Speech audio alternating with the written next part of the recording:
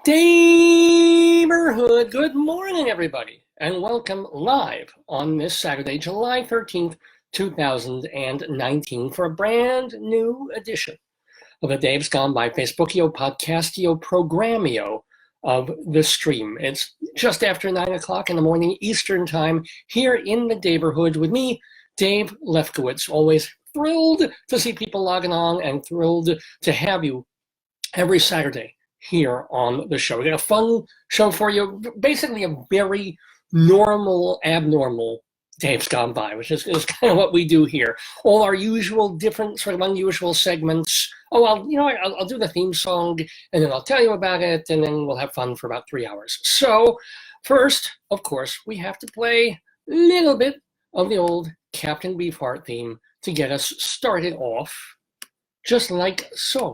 Good morning, good morning, good morning. There goes the Daverhood. And there was much rejoicing.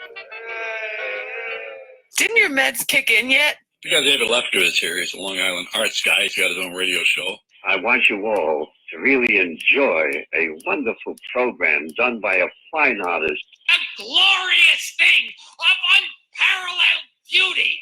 Dave's Gone By. Dave is one of my very favorite broadcasters, so keep on listening to Mr. Dave.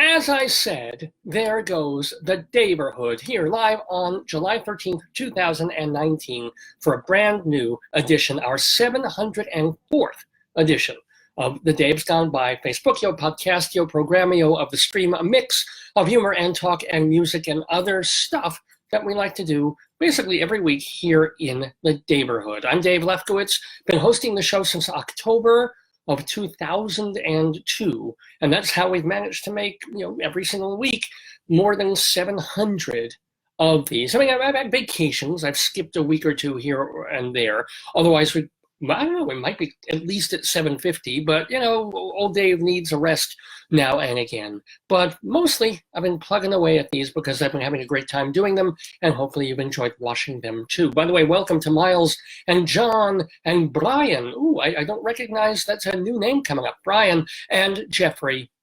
And a lot of the folks that I can't see, or folks having watch parties that my wife puts together, so that's kind of neat too. Anyway, let me tell you what's going to be on the program today. Well, first of all, we've got our beloved Greeley Crimes and Old Times, and this is based on stories that come into our local newspaper back when we're living in Colorado, where we've been for almost a decade. And in the paper there once a week are two different columns. One is about phone calls that come into the local police department, and not the really serious, scary, somebody's had a car accident or a robbery. These are more ridiculous, crazy, strange ones that the newspaper compiles once a week, or at least when they were on the ball, they were doing it once a week, and shares it with the populace of Greeley in northern Colorado. The other one is 100 years ago, where our friend Mike Peters over at the paper, he goes into the newspapers back from 1919 and pulls out the funniest, weirdest, most nostalgic items from the paper back then and reshares them, because it's what they call repurposing content. It's what they're going to do with Mad Magazine. It's what they've been doing with the Village Voice. It's like, if you can't pay new writers and you can't afford newsprint, and as I've been saying, our local paper prints now only 4 days a week, so you want to kill things, but you want to do it slowly, and you've got years and years of backlog to which you own the copyright. Why not just repurpose it? Pay someone minimum wage to just throw things on a website every now and again and say, hey, this is still relevant from 40 years ago, and free stuff. And you're just paying basically for a URL, I suppose. But anywho, Greeley Crimes and Old Times is what we call our version of a segment, which is simply those two items conflated from the paper. Okay, I think I've made that one clear. What else are we going to do? Oh, I keep forgetting to mention our basically new segment that we've been doing for only the past 3 weeks now. It's called Today, Yesterday. It's a quiz. Pretty simple stuff. And because today is July 13th, what we do is go in and look at stuff that happened on July 13th throughout history. What happened, who was born, who died on that date, and then have quiz questions, or of course give clues, and your job, should you choose to accept it, is to say, oh, okay, who are they talking about? Who dropped dead on this date? Or what happened? What war ensued? What big event culturally or internationally happened on this date in history? Well, we call it Today, Yesterday in the Daverhood. We've been having a lot of fun with that segment, and folks who have been tuning in, they sometimes write in the answers or their guesses to the answers. It's a lot of fun, so stay with us for that. Also, we have, what do we have? Inside Broadway.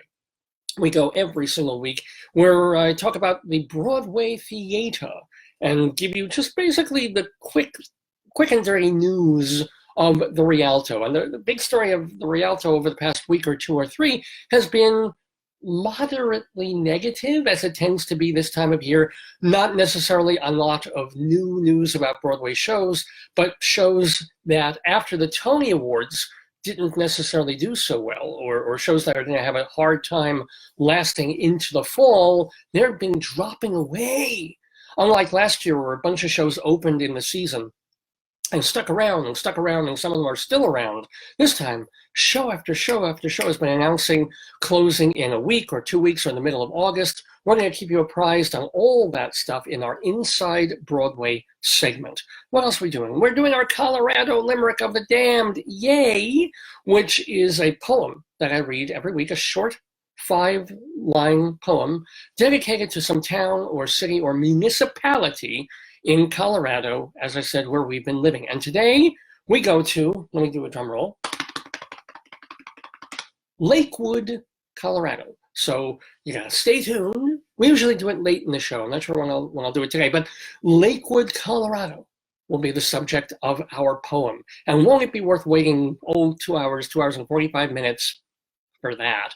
Our Colorado Limerick of the Damned. We also have, and I know someone who's very, very excited about this. Hi. Yeah, not only do we have a potato, as ever, on Dave's Gone By, but we have the return of the potato news. Yeah, this is, I'm not a ventriloquist, this is just, my mouth moves, he turns. That's the extent of the talent that you're going to get on Dave's Gone By. But we do news for potatoes, because we talk about the news here. We talk about old news, right? We talk about crime that's happening. I sometimes go on rants on stuff that's going on in the news in the world at large, but sometimes we leave out folks who don't have a cable channel where they can turn, or a Netflix place or a Hulu place where they can see programming just for the tubers, for them. No.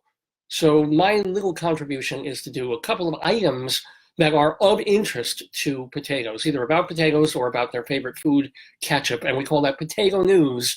That'll be part of Dave's Gone By as well. I'm actually glad you tuned in, part of Dave's Gone By as well. And if time, I might even do the return of Dave's Big Dictionary. This is where go randomly into a book, the finger goes down, a word pops up, and then I've got to talk briefly about something involving that word, something that happened to me, an anecdote, or just whatever pops out of my head. So all of that is part of the Dave's Gone By program, and it's great to have you here. So let me, what do I want to talk about first of all? Because sometimes I expound a little bit, sometimes Joyce, my wife, comes up and helps me out with this part of the show, or with Greeley Crimes and Old Times. But I also began starting the shows, and welcome, by the way, to Miles and John, of course, John and Brian and Jeffrey and JL. JL's been tuning in a couple of times now. Anna and Cynthia. Now, Cynthia is the real go-to for our quiz. You got to beat her, because she'll answer the quiz questions, and then everybody's going to say, is she right? Is she wrong? So it's kind of, with quiz things, you're essentially usually playing against yourself. But now you got someone to kind of beat and play against. So Cynthia, welcome to the Daverhood. I've been thinking about this because we were watching Jeopardy last night, and it reminded me, because you're sitting there at the kitchen table, dressed down, having some food, watching people try to answer questions, and you're like, oh, I knew that one, and you shout that out before they even get the buzzer and get it, and you're like, well, why didn't they get that one? And you feel so smart, right? And you feel so superior. And then you're not necessarily realizing or remembering that the people who are in that studio with Alex Trebek and a crowd of, I imagine, a couple of hundred people, right? They're there, they've been prepped for this, they're trying, they're thinking, they're incredibly nervous, right? They're in very nice clothes, they're all made up, they've got the hair done, makeup, men and women, so they're in a very unusual, non-natural circumstance.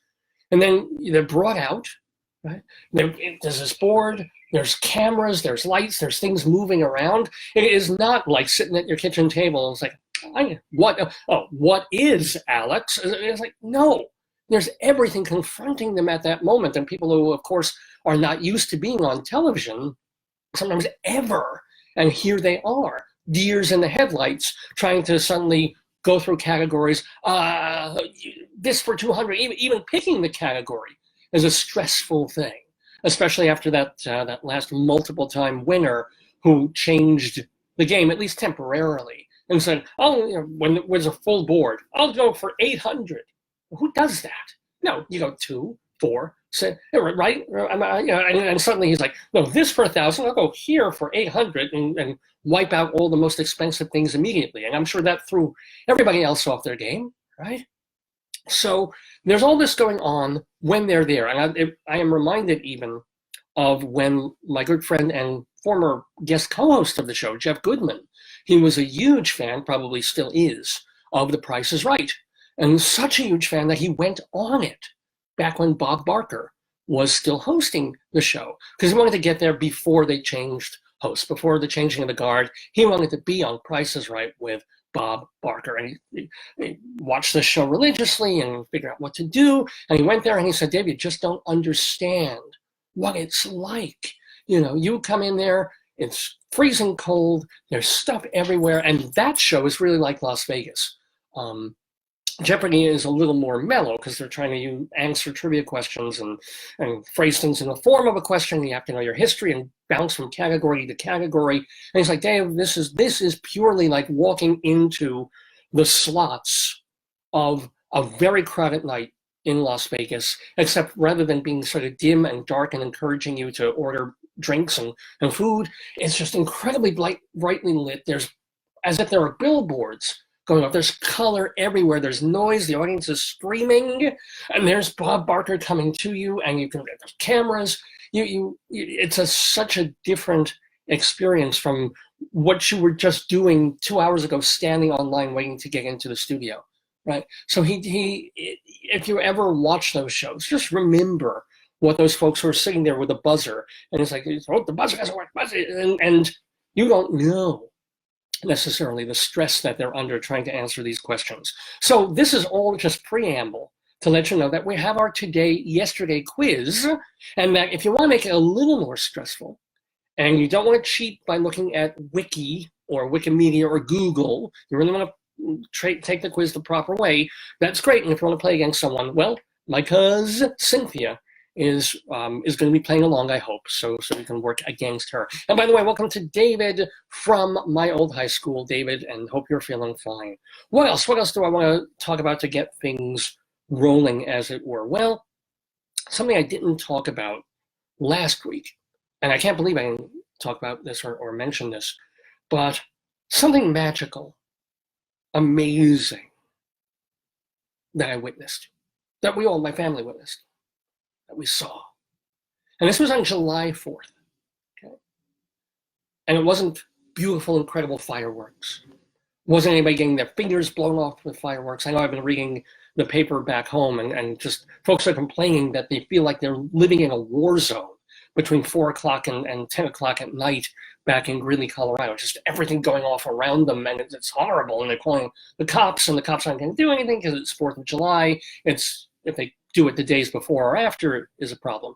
But no, that has nothing to do with it. It was July 4th of this year, Independence Day. And it reminded me why America is a wonderful place. Sometimes. Not all the time, sometimes. And we're at my aunt's for a barbecue. And we're making food and kosher food, because part of my family's kosher, and it was fine. It's hot as hell, and I'm just trying to grill, and when I lay the thing down and I move away so I can stand in shade, and then I get back to the grill a little too late, so already the top is burnt because they're big, thick burgers without anything in them but meat. They're not made with egg or breadcrumbs. It's just pure meat. So, and they're so fat, and the flame is so high that you can't actually tell whether they're done in the middle. So the tops and the bottom are getting black, and I'm pushing down the middle. It's still incredibly juicy. It's still like meat. So I've got to leave it on more time, because otherwise they're going to complain that it's raw inside. And by the time I take them off and I look and I serve them, and they're too well done. Okay, this is me with cooking. This is me with grilling. This is not the amazing thing that happened on July 4th. It's not even amazing that our other relatives who are not kosher brought separate burgers to eat that had within them bits of bacon and cheese. That's too much. There's something wrong in that, where America is so lazy that you can't take a perfectly cooked burger and throw a little bacon. I mean, I understand bacon's a pain in the ass. Trying to make bacon at home, I've done that a while back in the microwave. It's a grease fest, essentially. So I understand pre-stuffing a burger with bacon in it. I get that, but cheese? You can't just peel off a little slice of whatever cheese you please, put it on top of the burger, let it melt a little bit, and then just boom. I'm like, no, too much. Don't do that. Where it's just, it's kind of like when you go to the supermarket in the spice aisle, and you can get pepper or grind your own pepper in the grinder, and salt. And then you can actually buy a combination of salt and pepper in the jar. And I'm like, well, I mean, I guess they spent a year testing the just proper amount of salt with pepper, so you can just throw it directly on a steak or on a chop. And it's just, all I'm saying is we don't need to mix salt and pepper before the consumer gets to it. We can take a little salt, take a little pepper. We've seen it on TV. We've seen Guy Fieri do it. Just done. Okay? Don't need that much. So that is not the miracle either, that they're pushing cheese and bacon already into hamburger. If they did that in 1940, that would be an American miracle. But since they're doing it now in frozen burgers, I discount that. The beauty, the magnificence of this July 4th moment, this incident, is not, and it may not even be an American thing. This technology might have been developed probably in Germany, and then tested and mass-produced in China or Thailand or somewhere like that, Vietnam. I don't know. But we're all there to eat, and I notice that my aunt has a can of beans that she's not planning on using for the party, because we're there to have we're having franks, and we're having hamburgers, and there's potato salad, and there's tons of snacks, and more than one human being could eat in a lifetime if you're Ethiopian or something. So it's all there. But I noticed a can of beans, which she has no intention of opening, because people are eating the franks and buns. It's not going to be beanie weenies, right? But I heard about my aunt's new can opener. It's a can opener, ladies and gentlemen. I've been dealing with can openers since I was a child. These wonderful electric things. They're on the counter. I don't have to tell you what a can opener is, but I'm going to tell you anyway. It's a can opener. It sits on the counter. You put the can under it. You press something down.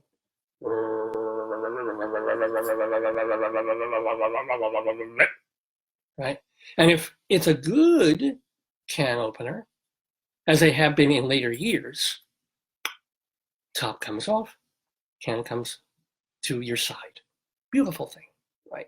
And they've made minor improvements to the can opener over the past. I can't believe I'm spending my life here talking about can opener, but they improved this to the point where in the old days, you get a can opener and it would go and stop, and then the lid would still actually be stuck on the can. There'd still be one piece of metal that would be holding the top of the can onto the can, and then you have to very carefully remove the can. Now the lid is up like, and you know what I'm talking about, right? And the lid is still up like this. So now you've got the can, you've got the lid with all these sharp edges around it, and you have to kind of pull the lid, not touch it against the side of your hand, twist it until the lid comes off.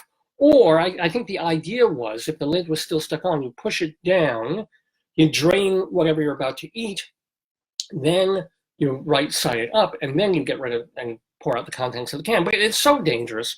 And then, of course, if you do push the lid down into the can, that point it snaps off. At that moment, you've broken the metal that's been holding the lid onto the can, and now the lid is in the can. You pour the water out. Now you got to get the lid that's stuck perfectly circumference-wise in the dimensions of the can, and now you got to get the fork. Now you got to push the fork down one side of the lid, open the can, and like try and get.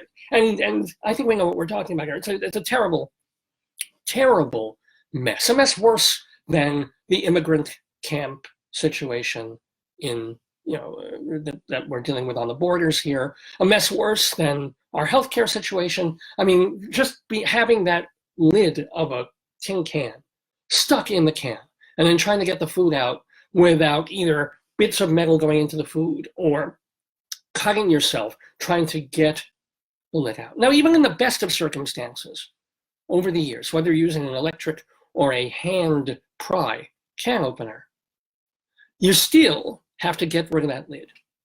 You still have to say, okay, we're just gonna grab this gently, get it to the garbage. And of course, if the garbage is a few feet away from where the can opener is, now of course you've got whatever was in the can and the lid was touching the sauce in it, the fluid, the liquid. Now that's dripping across the counter over to the garbage, is dripping on the floor. It's truly a horrible nightmare, ladies and gentlemen. But my aunt got a new can opener. Bought it, I don't know if it was in the market or she got it online. And it's a new generation, it's a new wave. It's been several months since my wife and I were watching HLN and QVC and those awful channels on our cable system. So I haven't been up on these things, but apparently this has been around for a little bit. And this can opener, where you take your can and you put it in. And it isn't just magnetic, which was one of the beautiful things that they added on probably 30 years ago, where you've got that little round piece there, and it sort of affixes itself to the lid of the can and holds it. So ideally, once the rotating is done, can comes down, you pull away the can, and there the lid is hanging beautifully like a trapeze artist from that magnetic lid holder thingy. And you can be very carefully disposed. Not too bad. Good idea, the magnetic part, but not world-changing. The electric part, semi-world changing. But some unbelievable patent genius has done something extraordinary with the can opener, in my humble opinion. Put the can in, press it down, it starts turning. And it's not loud like the old can. It was like like construction workers. It's like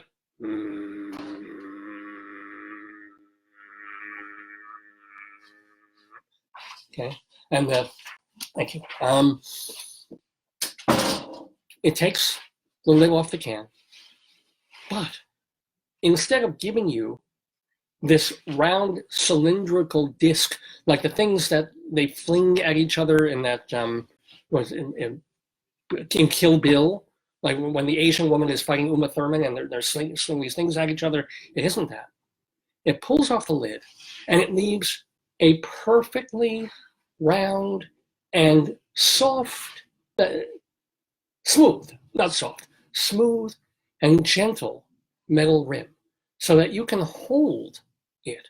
You can literally pull it right off. It's almost like a cover now. It's like a metal tin scrapey lid. It's a beautiful, perfectly holdable cover. Take it off, even put it back on. Put the thing back in the fridge, because we've all done that. We've all been lazy. We've opened a can of something, used half of it, and it's like, oh, do I want to put this in a plastic thing with a Tupperware in it? Or do I want to keep it in a bowl with tin foil? No, I'll probably use this tomorrow. Let me just put this back in the fridge, and I'll put the lid back on. The lid falls in, and it falls in sideways, so now it's not completely covering and protecting your food from the air in the fridge, and it's sort of tilted this way, so you gotta reach for it with the scrapey, scary, sharp metal. Terrible. Now, it's like, oh, I've got a half-open can of something, and I've got a lid that fits on top with a rim that is perfectly smooth and beautifully constructed. So I begged my aunt. I said, please open that can of beans. Please, right? Because we had no intention, none of us there, of the 10, 12 people who were at this party, had any intention of eating beans. But I saw that can of beans, I'm like, I want to experience this miracle right here, right now. So I chanted, beans, beans, beans. And my aunt, being the kind woman that she is, put the can in, can opener, pulled it out, can on, can off, can. Oh, John, my wife, I think, is finding the. It says, I don't know if they can hear. She doesn't want to. And my aunt, by the way, in a moment that we do have, I don't know if you hear it in the background, that we do have on camera, cell phone video, turns to the phone camera, and you can't show the picture, just show the picture. oh yeah, I want to play the audio for you. I won't show my aunt, but she says the second greatest line that I'm going to tell you today. This is not the greatest line. This is the second greatest line of the week, and she says this, and she regrets to this day, I'm sure, that she said this. But this is my aunt taking a can of Heinz. Yeah, baby. Heinz beans, and opening it for all of us, in front of all of us, who are thrilled to see this.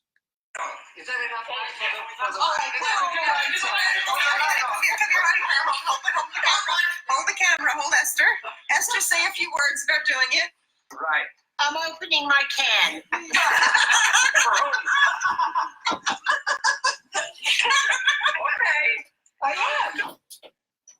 In case you missed that was my Aunt Esther saying, quote, I'm opening my can. This is why she doesn't want to be on camera on the phone. I won't show it, but we did hear it. You're all now witnesses that at July 4th, I unintentionally got my wonderful Aunt Esther to say, quote, I'm opening my can. Yes. And it went on from here. I told you about the noise. Maybe it's a little noisier than I thought. Here's the sound of the can opener. Just stick it under. Yeah. Push this down. Great.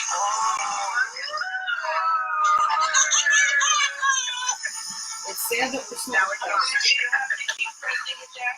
Yeah. Okay. And now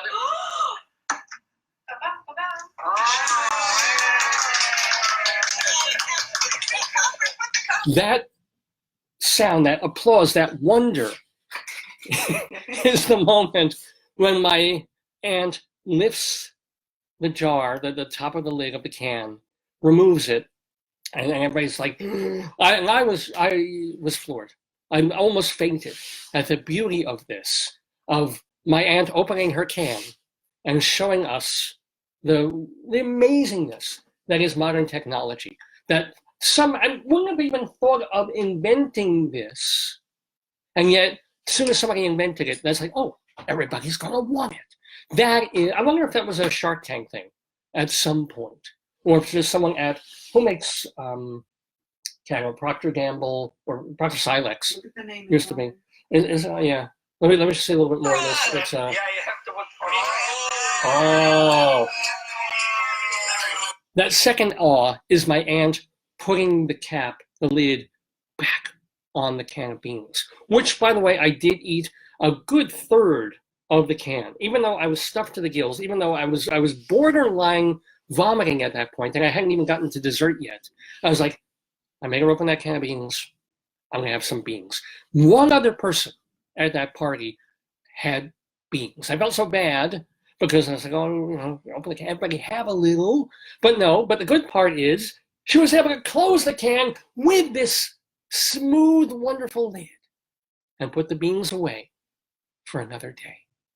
It's all that and a can of beans, ladies and gentlemen. Were you suitably, my wife Joyce is in the room here.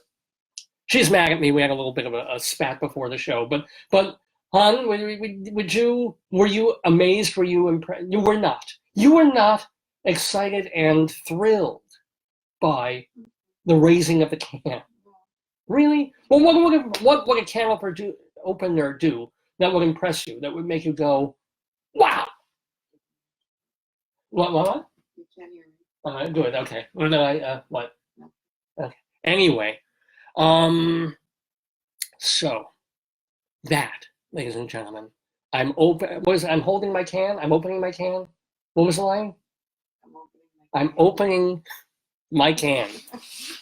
That's the first major quotation, first major sentence of today's episode of the Dave's Gone By Facebookio Podcastio Programmio of the stream. It's about 9:30 already. Wow, I'm Dave Lefkowitz. My darling and adorable wife Joyce is with us in the Daverhood as well as ever, as usual. And it just got a thumbs up. I'm not sure for what. Probably for I'm opening my can. Hopefully for my darling, wonderful, and adorable wife. By the way, the thumb was from Praveen. So welcome to Praveen. And Kenneth from where I used to work. 15, 20 years ago. And Stefan and Nancy and David and Claudia, of course. Claudia from my old high school. And cuz Cynthia. So, okay, finally got through the can opener thing.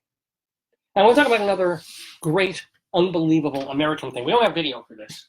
But I want to talk about one other thing that they had this past week.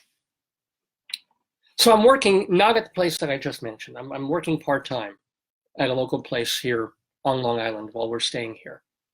And it's fine. I put books away, and it's a job, right? Not a wonderful job, not a terrible job. It's a perfect job for someone like me. So one of the nice things that they do there is because they know that the lowest level, the proles, are in the back room, and we don't get health benefits, we don't get a decent real salary, which is work, right? And we get the job done. We're the coolies building the railroad, as it were. So what they try and do is leave food around, because you get peckish, and you only get a certain amount of break time where you can leave, and it's nice that they'll leave snacks for us, and not just for us. I mean, anybody who comes to the back area. So the folks who are working at the front desk too get to come back and dip in a bowl, and there's usually maybe chocolate bars. Occasionally they spring for Dove bars. Sometimes it's more, they try not to do pretzel-y things that they leave out in a bowl where everybody gets their fingerprints on it, or they'll leave a little spoon, but it's a nice thing. Little wrapped candies, sometimes sucking candies, a little something to help get you through the day. That little burst of sugar that you need when you're on a 5-hour shift or an 8-hour shift, and you're 2 hours away from your break, and it's like, I'm pushing the cart around. Gets you through, and it's a nice touch. Okay. And then the person who very often brings these things in brought in Oreo cookies. Now, I go back with these kinds of cookies. When I was growing up, we didn't have the Oreos because they weren't kosher. We had Hydrox cookies. It was the Jewish kosher equivalent of Oreos. You got the Hydrox, simple thing, 2 really dark, crumbly cookies with cream filling in the middle. Perfectly nice cookie. And Oreo made its name on that and giving children tons of cavities for years by making these kinds of wonderful, crumbly cookies. Okay, with cream in the middle. And then Oreo realized what people were doing, that there was always just a little too much cookie in an Oreo cookie related, in physics terms or chemistry terms to how much filling was in the middle. Right? It was tasty cookie, but you you always wanted just a little bit more cream than you were getting. And what did Oreo do? They said, double stuff. Double stuff, because they knew that what kids were doing, what everybody was doing, they'd take 2 cookies, you go, with your teeth, you pry one lid off, you go, with your teeth, you pry the other lid off, and then, now you have the perfect cookie to cream ratio. Now you got a serious ass, beautiful, almost like a Malomar-y or sugar pie kind of cookie thing without the fudgy topping. And it's also fun. It makes cookie eating more than, or it gives you a little more time. You burn off some calories eating a row of Oreo cookies, because if you're just eating them or dipping them in milk or coffee or something, then watch the show, as opposed to having to do some work, having to actually lift a cookie, lift another cookie, take one off, pull this off, put that down, pull that off, you burn 15 calories just to eat a proper Oreo cookie with extra filling. And then realizing how lazy Americans are, which is sort of the theme of the show so far, Oreo said, why don't we do that for you? We're going to give you Oreos with more cream filling, because we know that's what you really want. We know that's what you're waiting for. It was like the center of a Tootsie Pop. Get there, to get to it, right? Or what's that cake that they make in quinceañeras or something where everybody's looking, they're tearing the cake apart to find the little prize or the real thing that you want in the cake. And so that's what you would do with an Oreo cookie until Oreo, Nabisco, came up with, double stuff. What a fantastic thing. Somebody said, and this I could have thought of. This is not like the can opener invention. This is something where it'd be really cool if there was more cream filling in them. Everybody thought of it. After decades, Nabisco said, let's do it. And that became Oreos with double stuff. Perfectly great, perfectly wonderful kind of sandwich cookie. And then Oreo didn't want to lose market share anymore. I guess they had Hydrox to contend with. They had all these other players after the patent ran out. So they have all these off-brand sandwich cream cookies. And the ones now that were like, doesn't have to be chocolate cookie. It can be vanilla cookie with cream in the middle. It can be vanilla cookie with chocolate filling in the middle. And Oreo is then playing catch up and trying to do all these things. And the last time, I talked about this probably 5 years ago or so, maybe not that long ago, that Oreo was trying to reinvent its own double wheel, was in doing something to the filling. Not really changing, thank God, the flavor of the filling usually, although I know they have a minty one, but just saying, hey, it's Valentine's Day. Let's make the filling with red food coloring. And we'll call them special Valentine's Day Oreos. Or they'll do them for Easter, right, or St. Patrick's Day, and they'll make the filling green, which is, you don't want to look at a cookie when you're eating it. If it's a chocolate cookie with green in the middle, but you do. And I talked about this on the air because it was important to me, because I had read that if you eat enough of those cookies with the dye filling in them, whether they're especially if they're red or orange, orange Oreos for Halloween, if you eat 5 or 6 or 7 of them at one time, and then you wait, and then you defecate, presumably later, it's going to change the color of your poo. And you're suddenly going to have bright red poo. This was the urban legend. This was a myth that they would put on the interwebs. Well, me being me and obsessed with such things, I was like, I need to test this out. I'm going to try this. It must be done. So I eat like 6 or 7 Oreo cookies. I guess it was the orange ones for Halloween. Grab the pack. And I'm like waiting. And I'm excited. I'm running around. I'm trying to make myself go to the bathroom. It's like, this is going to be great. It's going to be great. And what do you know? It really does.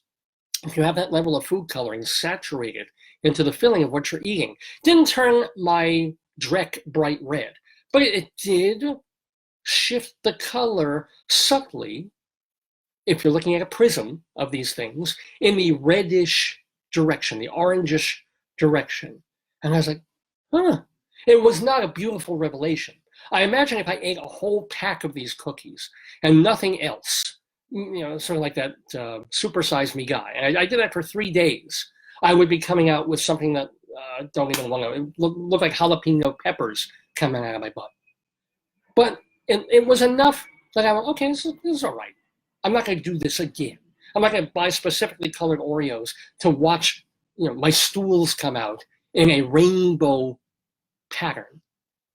Because I wonder if you eat, I don't think they would do that. It would just sort of mix together. I mean, if Oreos came out with filling every color of the spectrum, would your poo be white? I wonder.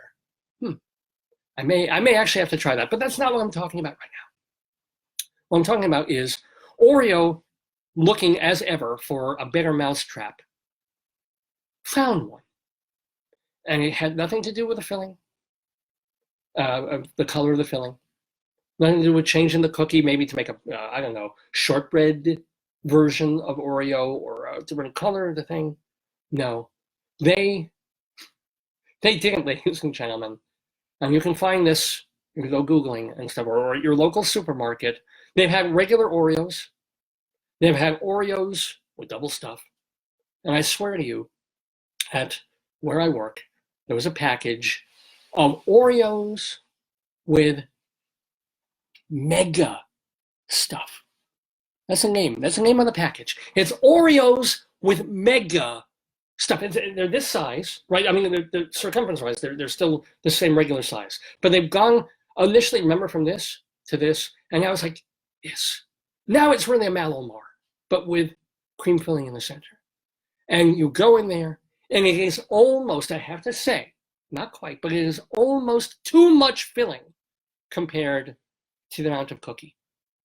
But this idea now that as Americans we're even too lazy to go slam these things in. Because if you take 2 Oreos with mega stuff and you pull one lid off and you pull the lid off the other, lid pulling also being one of the concepts we're talking about on the show today, and you plop that, all you're going to do, there's no way to eat it at that point. It's just going to smush out the sides and you're back down to an Oreo with single stuff with filling crap leaking all over the place. So they've done it, my friends. They have brought the Oreo cookie to what I have to feel is its limit. Unless I don't know what's next after this for Oreo. They should probably retire. They should probably just drop the mic and go home. Drop the mic in a bucket of filling and walk away and say, we've done it. We have done all we can do now with this cookie, short of, doing a Guinness Book of World Records thing of making the hugest sandwich cookie ever and do it in some starving country and then make it 50 feet long and everybody nibbles on it and everybody's happy and go. And you make it single stuff because, my gosh, the heat burning down on that thing. But Oreos with mega stuff. We are in end times, ladies and gentlemen. And sometimes it's a really wonderful thing. By the way, speaking of time, it is 9:45 Mountain Time here in the Daverhood with me, Dave Lefkowitz, my darling and adorable wife Joyce, Claudia and Stefan and Kenneth and Nancy and Karen. Speaking of folks where I've been working, and Deborah have all tuned in. It's great to see you. What else are we going to talk about? So I did want to get to a couple more things, more about on a ranty level this week, and telling you about the great phrases. Because we have I'm opening my can. That's the first phrase of the day. But that was already a week and a half ago, on July 4th. The second one, and I'll preface this by just saying I hate Bank of America. Okay, just saying. Bank of America sucks. I'm probably not telling you anything that you don't know. And I'll do the short version. It's not a long story anyway. But been living away from our home for the past couple of months. Having our mail forwarded, did an official change of address with the post office, right? Great, super. Okay. And been getting mail from all different places. Bills they come. Sometimes they're forwarded. Takes a couple of days, but we get the bills. And we get our statements from our credit cards and bank statements. But nothing doesn't even occur to me. Bank of America. I have an account there with very little money, but have an old account there, sitting there probably for 3 decades. I wouldn't be surprised. Probably, back when we had a mortgage there, I think. All right. And I don't think I'm still in that nether world between analog and digital on these things. I like hard copy statements in the mail. I open them up, I give them a quick look, I see if there's anything untoward, and then you got to make the phone call. Or, hey, you renewed this magazine without my expressly knowing it, and now instead of charging me $8 a year, you want to charge me $38 a year. Please, cancel. Okay, you check. But I don't, unfortunately, really do the thing of checking the online statements, perhaps the way I should, or even going into a bank that I don't use, right? I just have an account sitting there. So I get a statement in the mail from Bank of America. And, I open it. Oh, a hard copy statement. Oh, cool. Let's see what's happening. Open it up. And the first number that I see is $28, but it's in parentheses. So I'm thinking, okay, not only don't I have $28 just sitting there in this account, I've got I owe the bank $28. Is that how this works? Because when you get that in a credit card, it's good news, right? And that's telling you, you overpaid last time, or you had a charge reversed, and $28 is sitting in your account. Lucky you. No, but with a bank, it's kind of like, there's this negative balance there on an account. I'm like, and I look back, and I'm like, what the hell happened? On the phone with Bank of America. And before I pick up the phone, I look back further over the statement, and it suddenly tells me elsewhere on the page that the account is actually closed, that they have terminated the account. I'm like, what did I do? What's wrong? What happened? If it's from lack of usage, okay, I kind of get it, but how about some notification? How about an email? How about a phone call to let me know, hey, we're going to close your account. But if you don't use it, because credit cards do that. You don't use a credit card for 2 or 3 years, they're sort of saying, either use it or call us and renew, or we're just going to take it away. But they don't do that. They just send me this thing saying, my account was closed back in April because you didn't use it, or whatever. I call them up, and I get some 800 number person. And I say, what's going on here? What happened? How do I have minus 28 in my bank account? And she says, well, month after month, we've been charging you a fee for having this account. Whatever it is, $12, $15, whatever. And month after month, that's been happening. And eventually, we charge you so many fees that you get about it's probably $13. It was 26 or $14 a month, 28 in arrears. And the fees weren't paid, right? We've just been docking your account. And after 2 months, we stopped the account because nothing's happening. You're not paying, and you kind of owe us fee money, but we closed the account on you. And I'm like, wait, whoa. So essentially what you guys have been doing, possibly for years, is stealing from me, is essentially taking money out of my account for a fee, which I'm sure I did not have when I first opened the account years ago, and you probably changed the rules. It's like, now you must keep an $18,000 balance monthly in your account for us not to charge a fee, etc. And you get these little notifications in the mail in like 6-point pica type, and then you're like, whatever. Not thinking, my fault, not thinking to check, but also their fault not notifying me, not warning me that, hey, your account's going to go into arrears, do something, not saying, even giving me a hard copy bank statement so that I would have looked half a year ago and said, whoa, why are they minus 12 fee, minus 14 fee? I need to go to the bank. I need to call and stop this. No, it's just like, we took, and then we killed. And I asked them, well, can you do anything? Can we reverse this? Can we have no accounts closed? It was too long ago. Too long ago? I get this statement in July about an account that was closed in April, and you're telling me that I wasn't proactive enough because you didn't give me the information in order to be proactive. And I was just like, well, can you do anything? And it's 800 number. I'm like, and I realized I've been cheated. I've cheated probably out of $100, maybe $200. God knows how many. I have to go back home to Colorado to look at the hard copy statements I did have to really see what they've been doing to me. And I'm like, okay, I'm going to go to the brick and mortar bank where there are people and talk to them and see if, in-person touch, they got the computers. I've lived in this neighborhood on and off since I was 12 years old, 13. Let's see what I can do. And if nothing else, I can complain and show my anger to people in person and just say, okay, you guys stole from me, you banksters. Why did you do this? Why? But you start with the honey, you start with the sugar, and you say, okay, I'll reopen my account, give me back some of the fees. I did this with another bank. I did this a few months ago, where I didn't notice, and I said, well, we can go back 6 months and reverse the fees that we had now that everything's back in standing order. So they probably got 20, 30, 40 bucks out of me in fees, but we worked it out. They said, okay, we can go back this far, switch, and you're all set, and now there won't be fees, and you're good. So I expected the same treatment from Bank of America. I go into our local branch, and I get this very nice lady who's trying to help me, and I'm also kind of in a rush. As usual, I didn't leave enough time to really sit down and do, because I didn't think it would be a big deal. I thought I would sit down, tell them what the problem was, talk to a manager, 10 minutes, boom, right? No. First 15 minutes is simply, well, the account is sort of closed, so all the information is old, even though 90% of the information was still absolutely correct. And we're going there, and the ID thing is like, is this still your phone number? Is this your email number?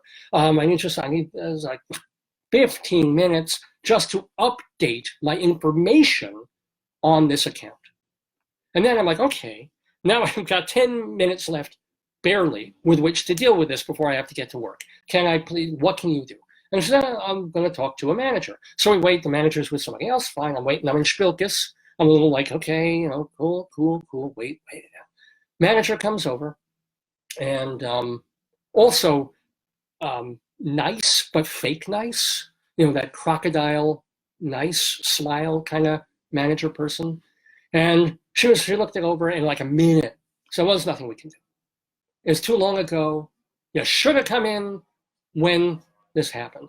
And I was already like getting flustered and pissed off at her attitude. It didn't even at the moment occur to me to remind her to say, well, I didn't get this notification until 3 months after you guys closed this account on me. How the hell was I supposed to be proactive on something you weren't even telling me about? And she said, well, gotta check your email. There's nothing we can do. Account's closed. And I didn't throttle her, didn't punch her in the. I went to the nicer one, and I said, you're very nice. Her, no, you're very nice. And she's like, well, would you like to see the list of fees? And I'm like, let me ask you something. Is my account closed? And she's like, yeah. Is there anything you guys can do? No. So why are you going to waste more of my time? You already wasted 15 minutes of my time sitting here updating information on an account that is no longer in existence for no reason at all.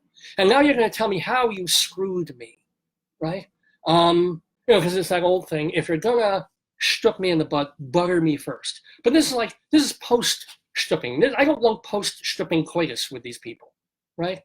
I just want, I want cuddle. I don't need to see how you did me and waste more of my time. Stop wasting my time. And I just, storm out of there in a huff. I wave goodbye to this other woman, and she's like, you have a good day.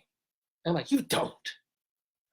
So just anger boiling in me, because I didn't necessarily expect to get any money back, but it felt good to vent. And you can't vent too much in a bank, because they'll just call the guard or they'll call the cops and I'll be arrested and sent off like a crazy man. But I get this ability to go from 0 to 60 in terms of anger over something that's been building up in you, but it seems kind of quick when you get there, right? So I've had a week to, have my blood boiling about this account statement, about the way Bank of America did this, and about not being, that helplessness of the American consumer, of not being able to do anything unless you do like a class action lawsuit, right? So I'm like I go in there and I'm hoping against hope, and I figure, hey, if they do this right, they'll have me back as a customer. I'll get a little bit of money back. I'll get my count up, and I'll pay more attention. Fine.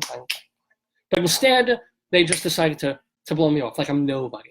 Like I'm like, oh, yeah, your fault. So, I know what it's like, and I've had this happen to me before, of coming in a perfectly normal person and leaving, just shy of being a psychopath.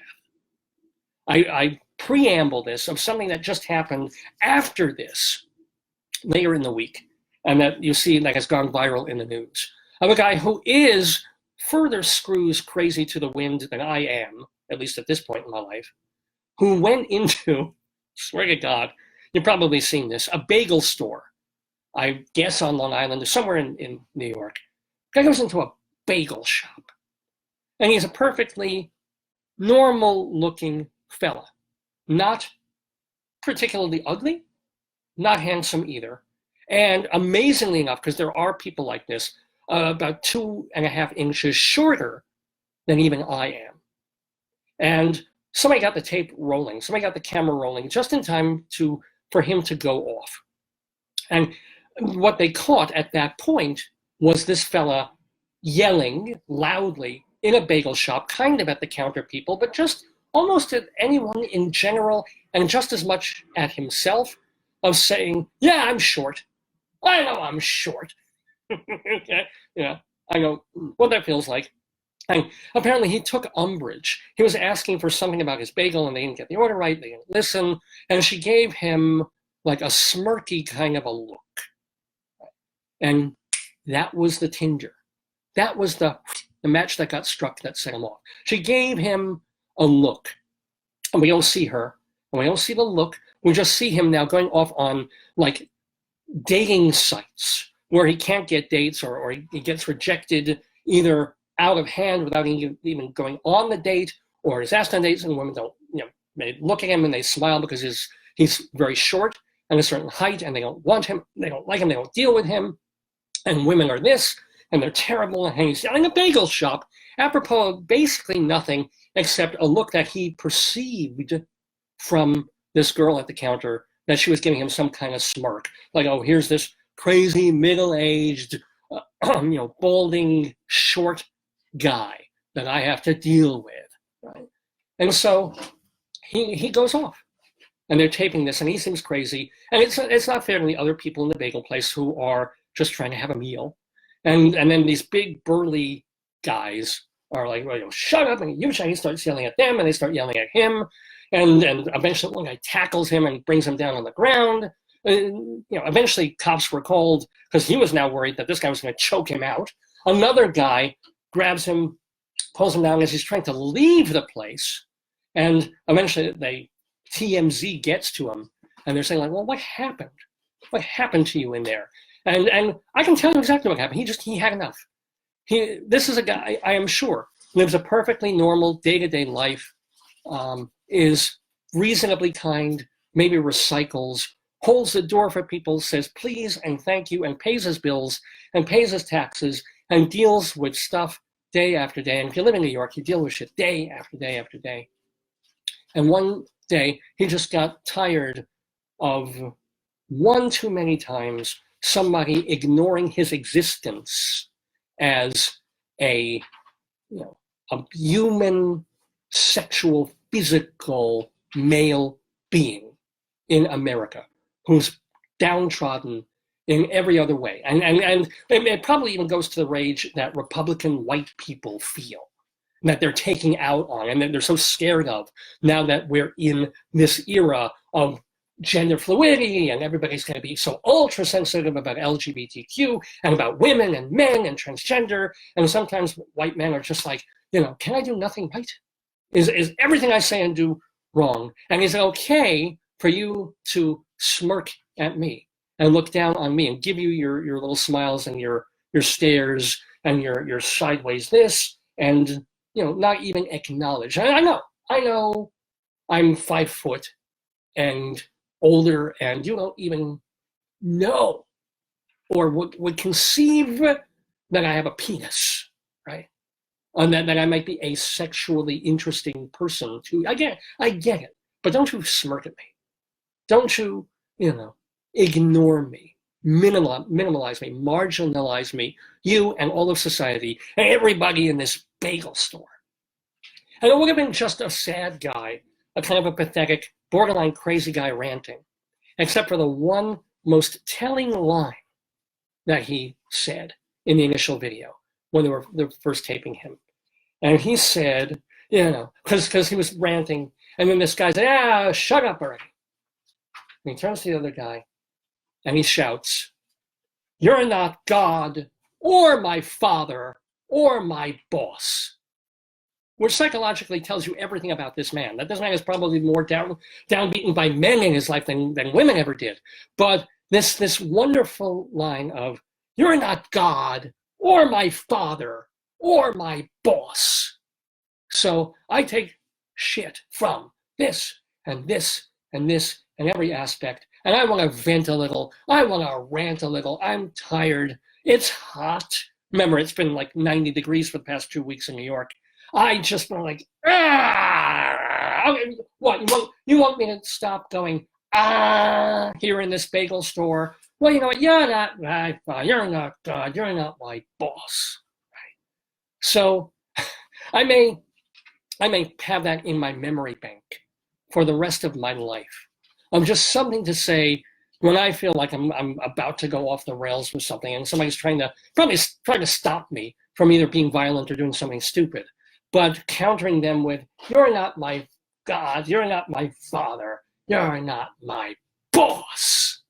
I'm not calling the guy a hero. Let's understand this. If I were singing in that bagel store, I would have wanted to be that would have been my bathroom break time, because I am in those sort of social situations an absolute coward. I'd be running behind the counter, hiding behind the counter girl just in case he did have a gun. But no, just a guy who had enough and went off. And he's being made fun of all over the internet, and he's being made fun of on TV, and it's gone viral, and TMZ seeks him out to try and make him look even a little more crazy. But on a certain basic, microscopic, anatomical level, I get it. I do. And by the way, you're getting this program, Dave's Gone By, on Saturday, July 13th, 2019. It's our 704th episode of the show. We're calling it God, Father, Boss. Nothing to do with the Godfather, just God, Father, Boss, here on Dave's Gone By. With me, Dave Lefkowitz, my darling and adorable wife, Joyce, and you guys, all the folks who have been tuning in, Stefan and Kenneth and Nancy and Karen and Deborah and Marcia and Dorothy, and all the folks who are in Praveen, those who have been tuning in. I hope you've been enjoying the show. Remember that if you missed all the part of me talking about Bank of America, bagel store man, can opener, and double stuffed Oreo cookies. If you missed all of that, remember that you can watch this show anytime by either scrolling down on Facebook after the show's over, and they tend usually to save the video, or we download the video as well and put it on my website, davesgoneby.com. Remember, it's Dave, like my name, D-A-V-E-S, davesgoneby.com. That is where the archives reside, not just from this show or last week's show, but going all the way back to the first episode that we ever did back in 2002. It was audio only. It was a radio show, still is. It's free. It's an you can listen as an MP3 or download it, or just stream it on your computer. We have separate archives, both for full entire shows. We've also taken out all the interviews that we've done into a separate archive where you can listen to those alone. And I also want to give a plug to something called Castbox. Castbox. This is a podcasting service, and we've started putting our most recent episodes there too. Audio only. But people now, nobody listens on a computer anymore. Everybody's walking around with special devices or iPads or telephones. So if you just want to listen to Dave's Gone By at the gym or in the car somewhere with your headphones on and to an MP3, and it's a downloadable podcast, that is the place to go. Castbox, I think it's castbox.fm. And if you don't pay, there are some commercials thrown in whatever. It's a 4-hour show, 3-hour show. So you need a commercial to get away from my voice yakking at you for 3 hours anyway. So davesgoneby.com is the website. davesgoneby@aol.com is the way to email me with your thoughts, with your ideas about all this, your feelings, your deep feelings about Oreos with mega stuff. Mega stuff. It's like a Japanese movie with Godzilla versus mega stuff. Which would probably feed Godzilla. It is that thick with cream, let me tell you. So anyway, what else are we going to do on the show? On the show today, we've got our Colorado Limerick of the Damned. We're going to go inside Broadway for news of the Rialto. We have our yesterday quiz. We've got the return of potato news. Yeah! But first, and I don't know if it's foremost, but first and perhaps funnest is the segment that we've been doing for a couple of years now that we've been living up until recently in Colorado. Our local newspaper is the Greeley Tribune, and it's been published for about 100 years. So one of the columns that they have in the paper is Greeley 100 years ago, where the writers go into the newspaper from 1919 and pull out some of the weirdest and goofiest and most interesting items from the paper back then, short little pieces, and they compile them once a week in the paper, our current one, the Tribune. Plus, there is, well, I'm not even going to talk about Greeley crimes, because once again, Greeley has absolutely no crime. Nobody died, nobody shooting, no drug arrests. Greeley has been just perfectly off the map in terms of criminal activity, or at least it is, according to the Greeley Tribune, which hasn't done its column now in nearly a month. Talk about something that makes me want to go off the rails, but still, we can do the old times.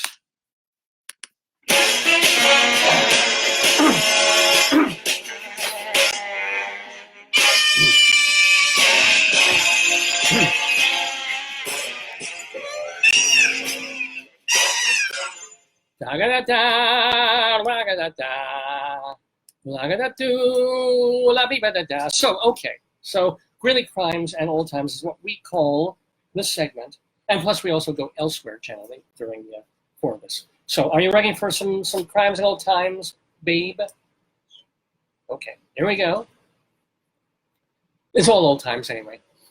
2 drivers in the 4th of July auto race got into a fight at Island Grove Park because they accused each other of tampering with their cars. Okay? One mechanic hit the other over the head with a wrench, while the other broke a bottle over his head. Both were taken to court. Now see, Mr. Q, the Three Stooges Q, of one man hit the other over the head with a wrench. Oh, that's good. And the other broke a bottle over his head. The joys of living back in 1919 Colorado. And I have men in the middle of the summer going off and getting enraged. Also in court were several young boys who broke the fireworks law because they shot off fireworks outside the day and hour permitted by the mayor's proclamation.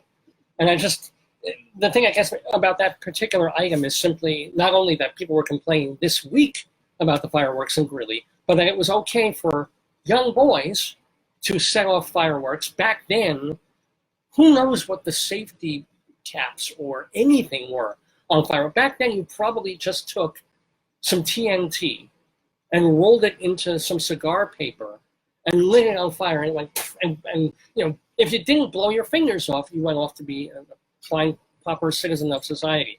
But not if you do it on July 3rd, not if you're doing it on July 6th, but July 4th, kids, you go ahead and have fun.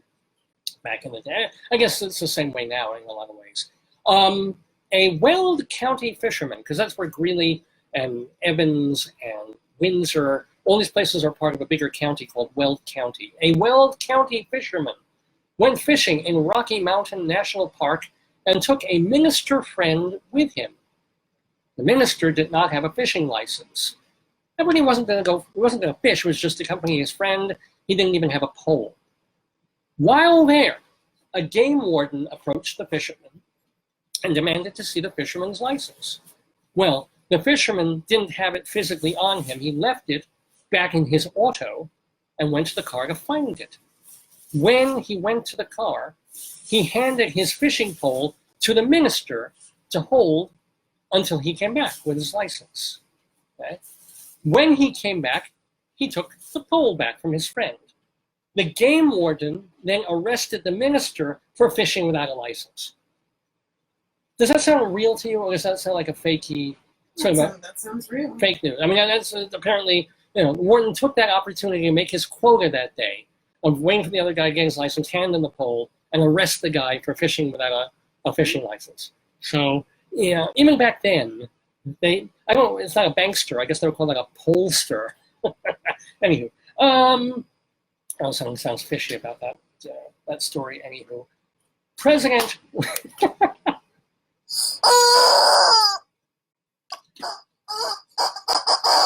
That's chicken. I don't think we have a chicken alert on this particular episode of the show, unfortunately. President Woodrow Wilson, we know him, who 6 months ago was considered, quote, the Messiah of the world because of the way the United States ended the Great War in Europe, is now quickly losing popularity. A German newspaper said he left a tour in Germany with very little popularity. Why do you think that would be? Why do you think that Woodrow Wilson finishes World War I, then goes to Germany, and is not liked there? Why would that be, do you think? Yeah.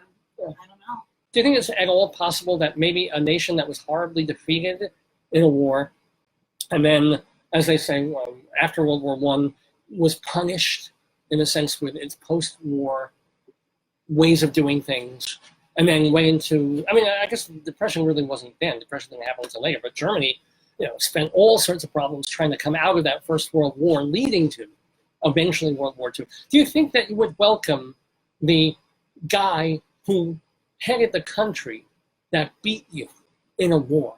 Like, it's not a head scratcher, ladies and gentlemen.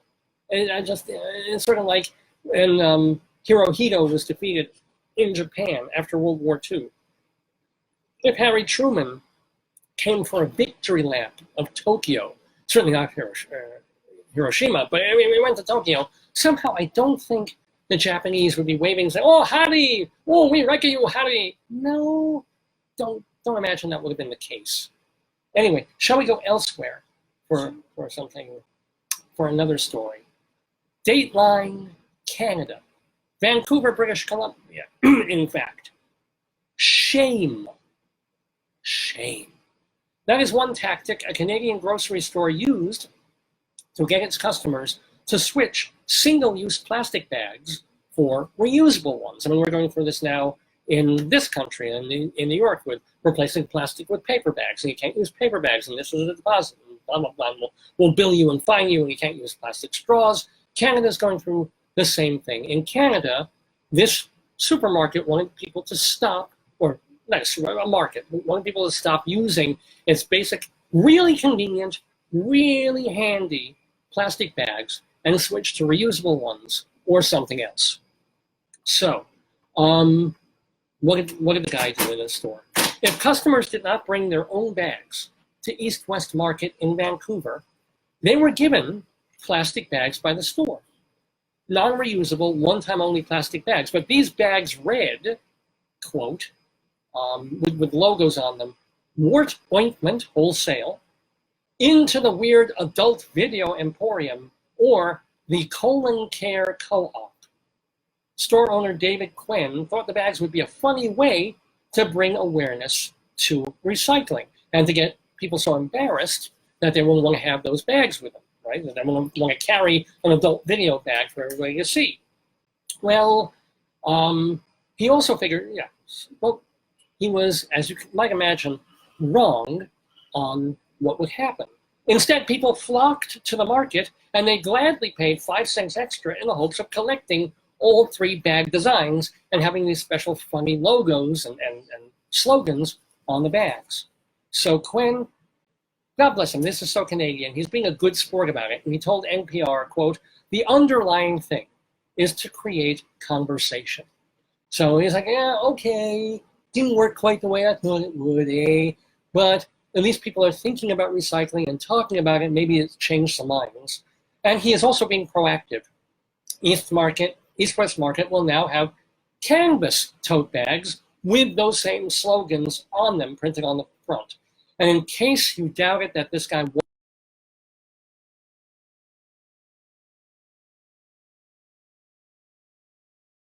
due to poor wireless connection, your video has been paused. Consider moving to find a better signal. All right, we're going to do this one in a two-parter, aren't we? Okay. Folks, I don't know if you're still watching me or able to watch me or not. I'm going to reload, and I'll see you in a moment or two.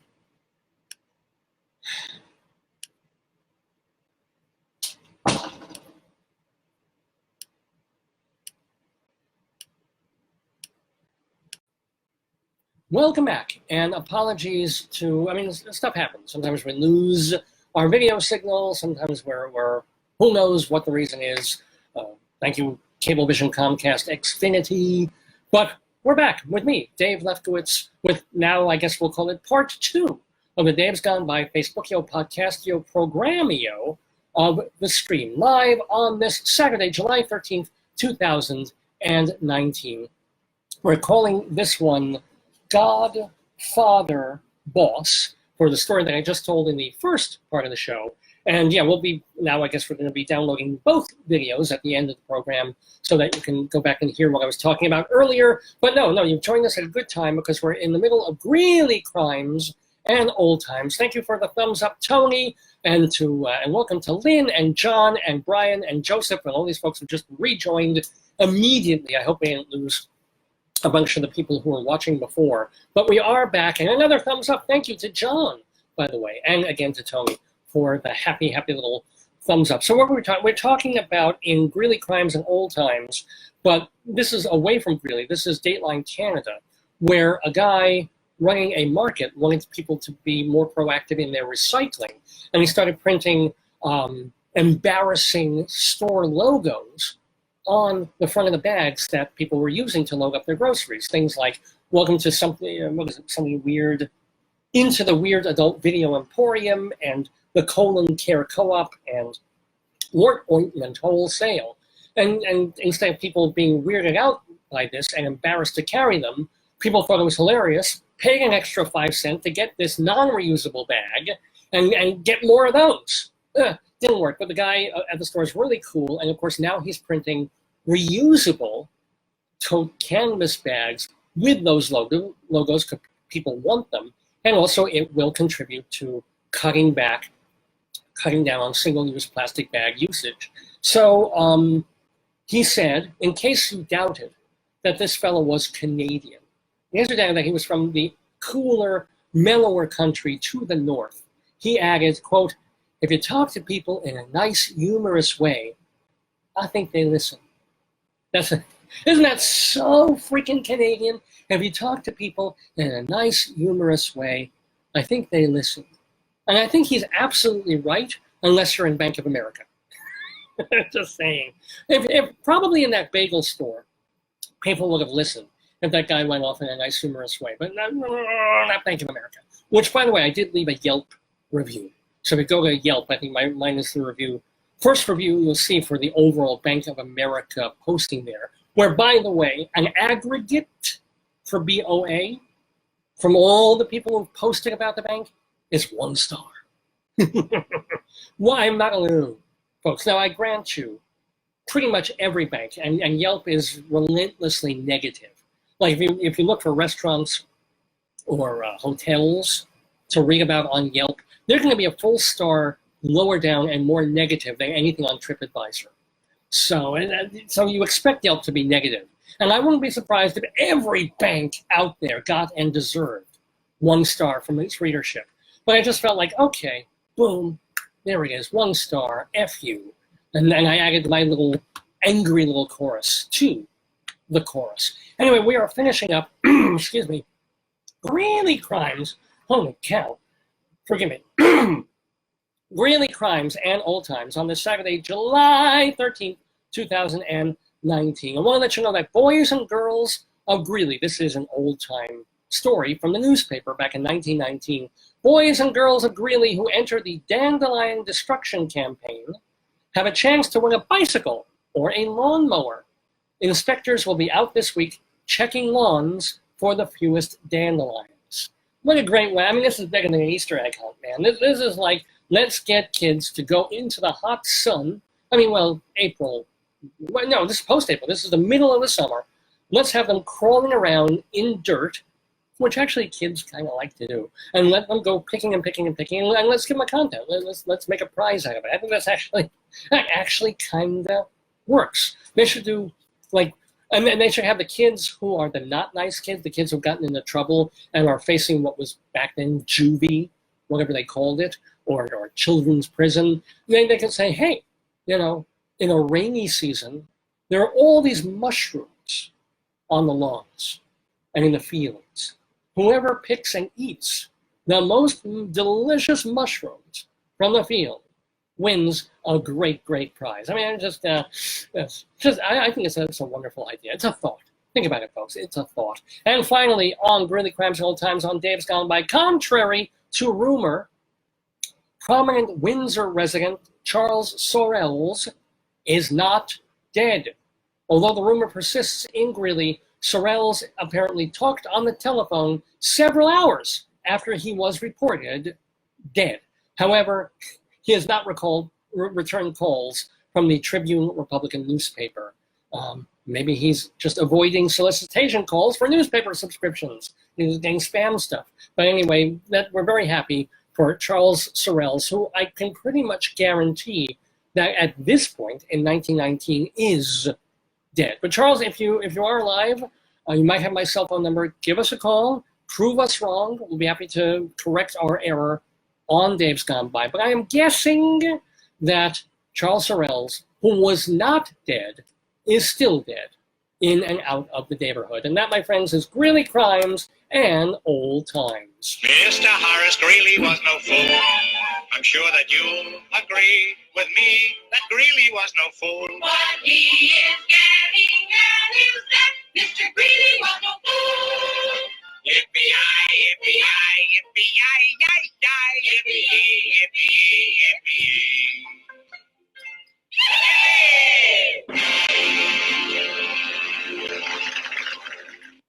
Yes, ladies and gentlemen, Greeley Crimes and Old Times on this 704th episode of the Dave's Gone By Facebookio Podcastio Programmio on the stream, where we still have more to do for you on this episode. And by the way, welcome to number one fan, Pam, yeah, and Jeffrey and Tony is saying, sorry to be late. Oh, Tony, who is usually our one of our loyal list. After number one fan, Pam, I think our number two fan is Tony, who, and it's tough to be a fan because he's usually at work on Saturdays and can't necessarily listen, or he can't do the video, but he can hear some of the audio.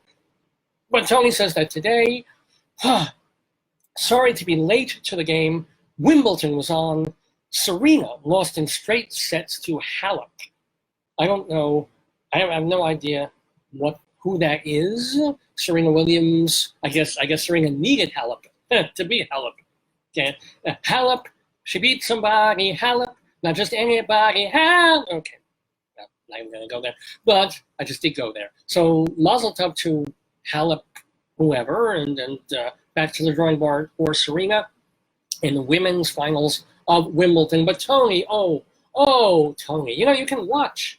This is still a radio show. You can watch people hit a ball back or even move a potato back and forth. It's more like pong, isn't it? Out! Okay.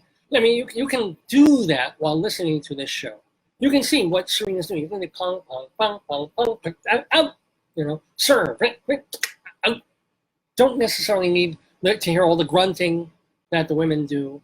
That gets a little annoying after a while. Don't need to hear the calls and the whistle and the thing. You can watch while still listening to the golden words coming at you on this program, Dave's Gone By, with me, Dave Lefkowitz, every Saturday from 9 until noon or thereabouts Eastern Time, right here in our Long Island neighborhood. Shout out, of course, to all our Colorado listeners and listeners all over the country. Thank you for joining us every Saturday for this mix of humor and talk and other stuff. Well, I don't even know how you would brand this part of the other stuff, but as I mentioned before, I feel kind of bad that over the past few weeks, we haven't done this segment that is topical and important and newsy.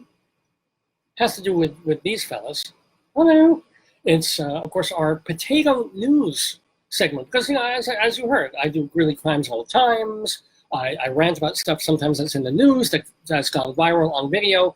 But perhaps too rarely do we talk about news that directly affects spuds, directly affects potatoes. Things about them, or, of course, things about their most favorite thing in the world. Let's position you properly, potato. Ketchup. Oh, God. Ketchup.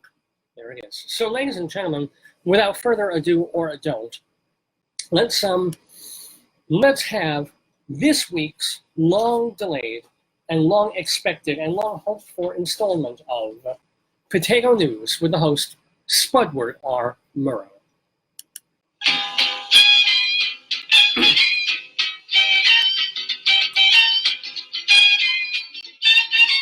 You say potato, I say potato. Let's call the whole thing Potato News.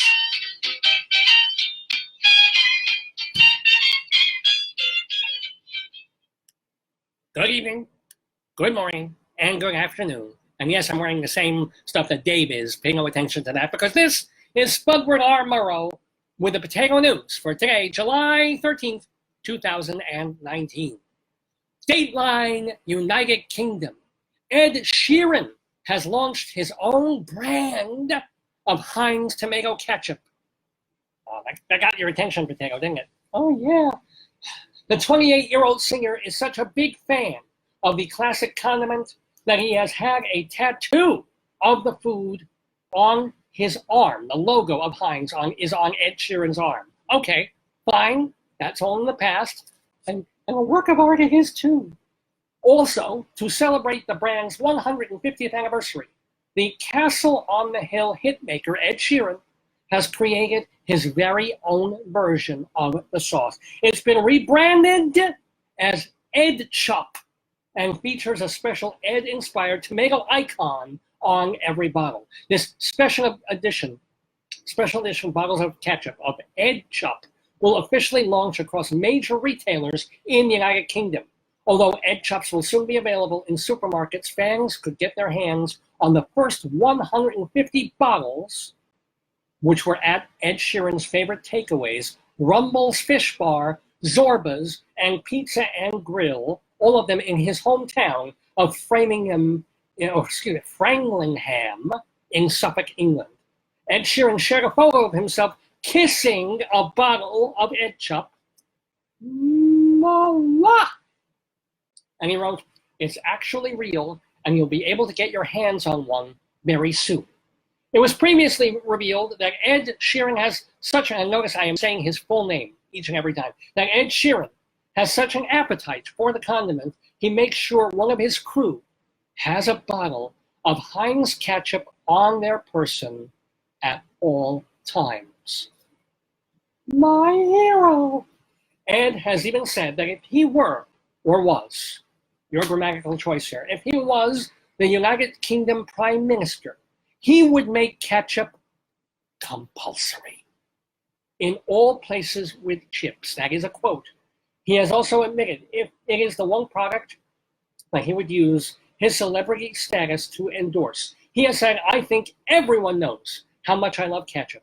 I would endorse my own ketchup. That is the one thing I would endorse if anyone from Heinz is around the world." That would be. This is what Ed Sheeran wrote before Heinz listened to him, got his letter, and helped him create the label for Ed Chop. And he also said, and I don't know if there's video or an image of this, but Ed Sheeran did say, "I would love to go swimming in a big bowl of ketchup at their factory." Oh my. Oh, I need a cigarette. I know, potato. I know. Ed Sheeran, we here at Potato News salute you. We love you. We could live without your music, but not of your love for ketchup. God bless you. In less savory news, it's never too early to get kids addicted to ketchup, but anything else is a no-no. So what on earth is Kraft Heinz doing to chicken? Kraft Heinz chicken. To get kids to put ranch dressing, I read that wrong. My friends, even Spudward R. Murrow makes a mistake now and again. I was distracted, I admit, by the chicken that we allow into the studio here where we do the broadcast. But no, it's not what is Kraft Heinz doing to chickens. It's what is Kraft Heinz doing to children. Aha.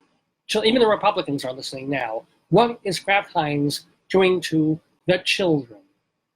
To get kids to put ranch dressing on their salads, Kraft is now labeling it as salad frosting. I shall repeat that in a Lewis Black kind of a way. Salad frosting. In fact, the actual ad for this product shows a little girl holding a tube of Kraft with a confetti-like label and salad frosting on the label with the word frosting in quotes. Worse, the tagline is, and I quote, "Time to up your parent lie game," with Kraft salad frosting and a hashtag, quote, hashtag, literally the little tic-tac-toe thing, lie like a parent. Oh, isn't that cute? Why, talk about a company shooting itself, and no wonder they're losing millions and millions of dollars, and Warren Buffett is privately tearing what's left of his hair out. And it's like they do something magnificent with Ed Sheeran, and then this, lying to children, and the horror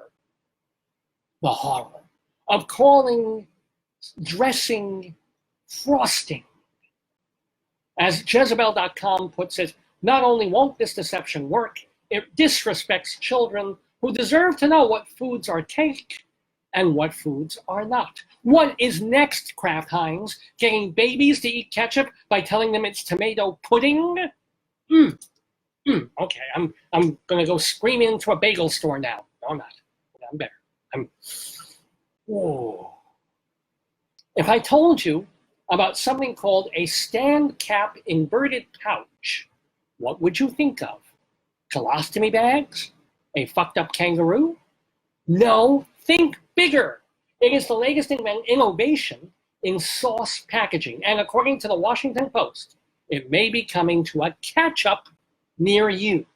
Daisy Sour Cream led the charge in 2015 with a bottle called the Daisy Squeeze.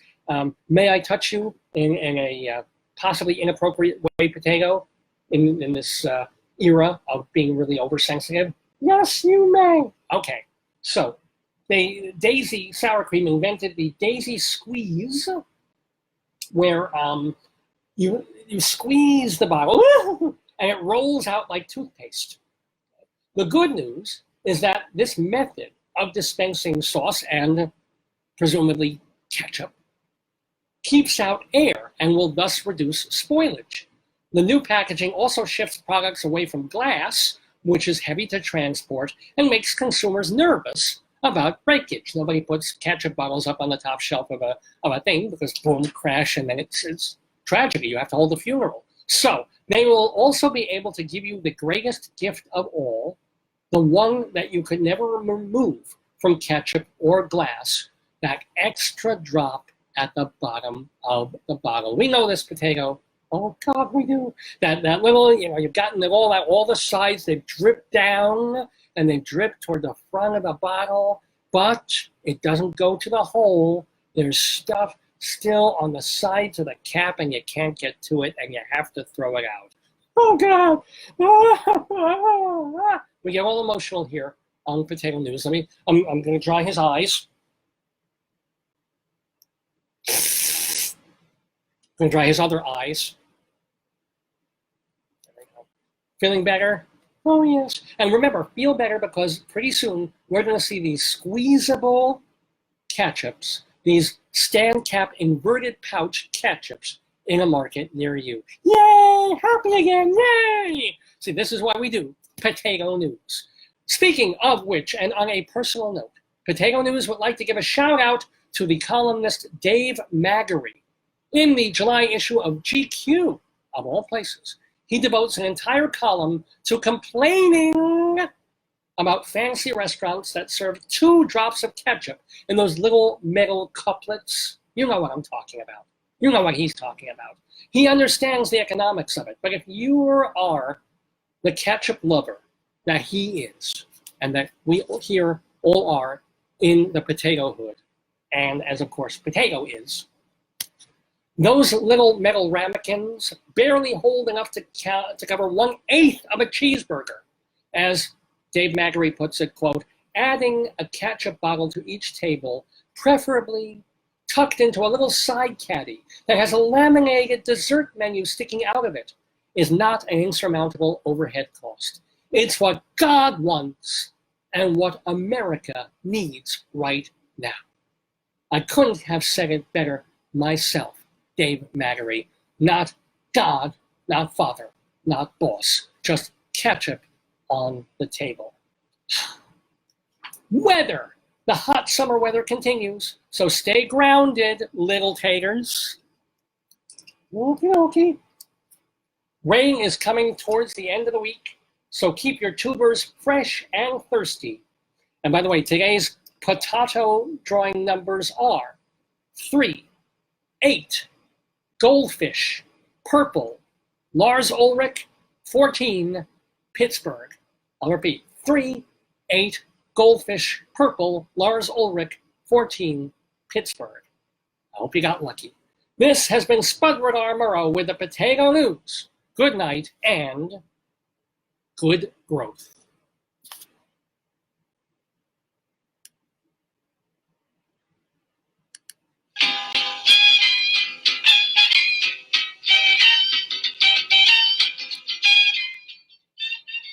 Yes, ladies and gentlemen, it is the Potato News here on Dave's Gone By in the Daverhood with me, Dave Lefkowitz. That just when Spudward R. Murrow comes on, it moves the show to just such a high journalistic level.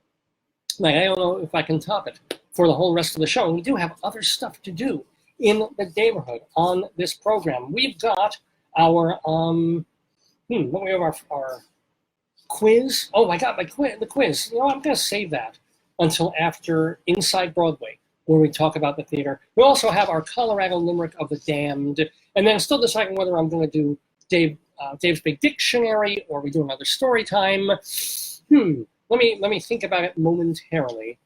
Still not sure. So why don't we do our Broadway segment first, where we go Inside Broadway.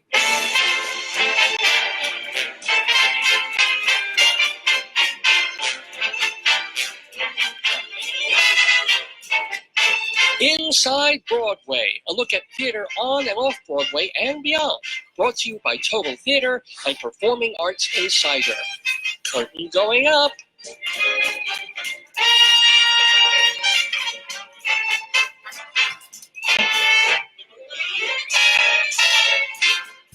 Yes, Inside Broadway we go.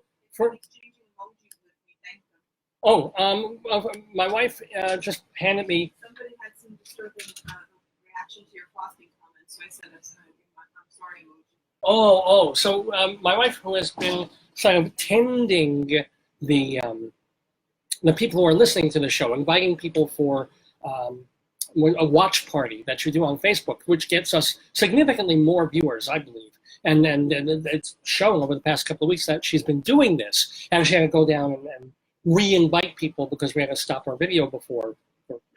Too much information, but the thing is, she'd been trading emojis with people, had to send an apology one to someone because they were upset, as I was, as Spudward R. Murrow was, about this idea of calling ranch dressing frosting to hook children into eating dressing on salad.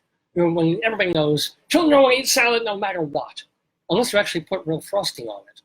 It's a thought. But anywho, thank you. And thank you, by the way. I'm going to read some names of folks who are listening to the show. Oh my gosh, wow. Michael, Jack, JL, Mark, Nancy, Gwyn, William, Jan. Oh my God, Jan. And by the way, Jan, if you're watching, I hope you still are. No, I'll make a kill. He's kind of sitting comfortably in his bed. So our dog will make a cameo appearance later. But Jan was instrumental in helping bring us our dog, Ufti, who has made cameo appearances on the last couple of shows. So Ufti's there. He's fine. He's looking around a little bit, but he's kind of comfy in his bed. I won't disturb him at the moment. But I want to, if Jan, you're here, and within the hour, we'll get him on camera so you can see our beloved dog. Esther, my aunt, and Alan, and Michael, and my cousin Cynthia, and Iris, and Bruce. Bruce, who used to listen all the time. Bruce, a satirist and a writer, and someone that I used to work.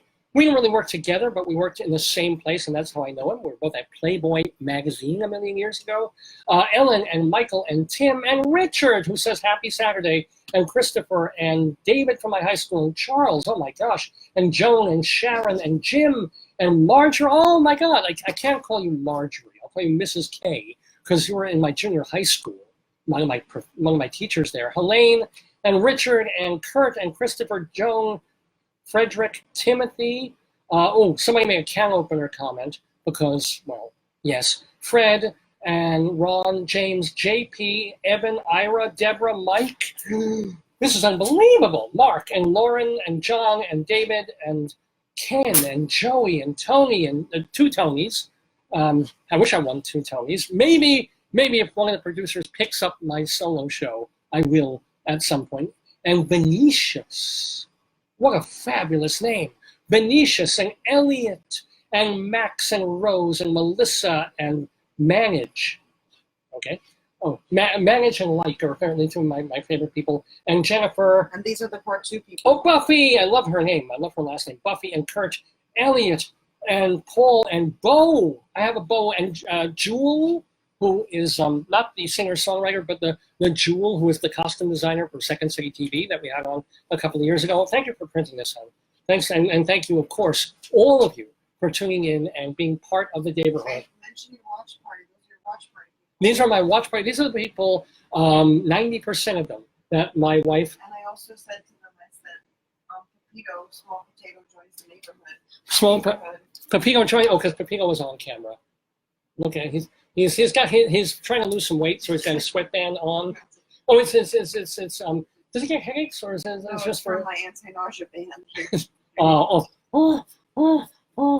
feel so much better now. I'll show people what they're supposed to. We'll get you some ketchup in a little bit. I'll show people. Yeah, just for her arm, her wrist on the thing here. So to show you how these bands that the potato was wearing to lose weight, they're really not weight bands. These are for if you go on an airplane or a bus and you're subject to, from migraine or migraines or something like that, or your husband who loves you very much says stupid things that make you mad. You put these on. Don't touch me. Not touch me. Not touch me. She's still mad, but she's playing nice because we're on the air and she knows that this is an important thing for me. So I have a job to do. I do my job. She'll hack me to pieces later, but for now. No, I'm not gonna No, she brought a knife up. She's only gonna but anyway. Oh, and welcome also to Robert. Robert, speaking of people that I knew in high school, and Jeffrey and Trina and Leith and Karen and Anna and Chili and people who join us and Pam. Vikings joining us now. Oh my God, we probably have 800,000 people watching this video right now. Yeah, I'm sure. Give or take 799,000. 900 people. But yes, we probably have that many. Anyway, we are stepping into Broadway. We're doing our Inside Broadway segment, ladies and gentlemen, on Dave's Gone By. And as I mentioned towards the top of the show, the news, most of it isn't good. Tends not to be this time of year. This time of year, it's about shows closing. It's about shows that decide, hey, we can't make it through the summer, which is a doldrums time for theater. For New Yorkers to go to the theater, they're going to the beach instead. They're going out of town to the Hamptons or finding movies to see, hanging with the kids. I don't know. But, or they're deciding, hey, we'll make it through most of the summer, but past Labor Day, we're not going to go up against all these shows that are opening in the fall. And by the way, yes, Robert, I mentioned you. You're here too. Yay! Robert from my high school. I'm not going to say that. But no, it's great to see you, man. And Claudia is watching from high school as well. And I've had a few other folks who are who've become your kinds of friends of the Daverhood. But what I'm warning is that things close mostly this time of year. But there's some good news as well. There's some silver linings. But first, I want to let you know about a show that is actually closing in a good way, in a happy way. The Ferryman, maybe the best play to be on Broadway in the past decade. A great play by Jez Butterworth. It is closing tomorrow.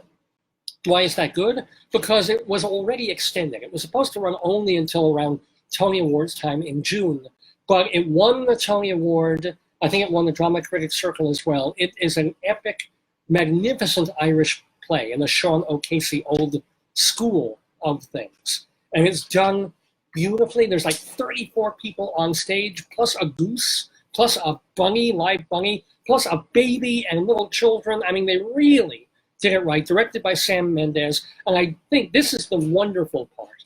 This is the unexpected and quite happy part. That even though you're paying a ton of actors, thank you so much, equity salaries, the show was able to make its money back. It took until this last week of its run in an extended run for it to break even and make a little money. But The Ferryman is now officially a hit. It made back its $6.7 million capitalization.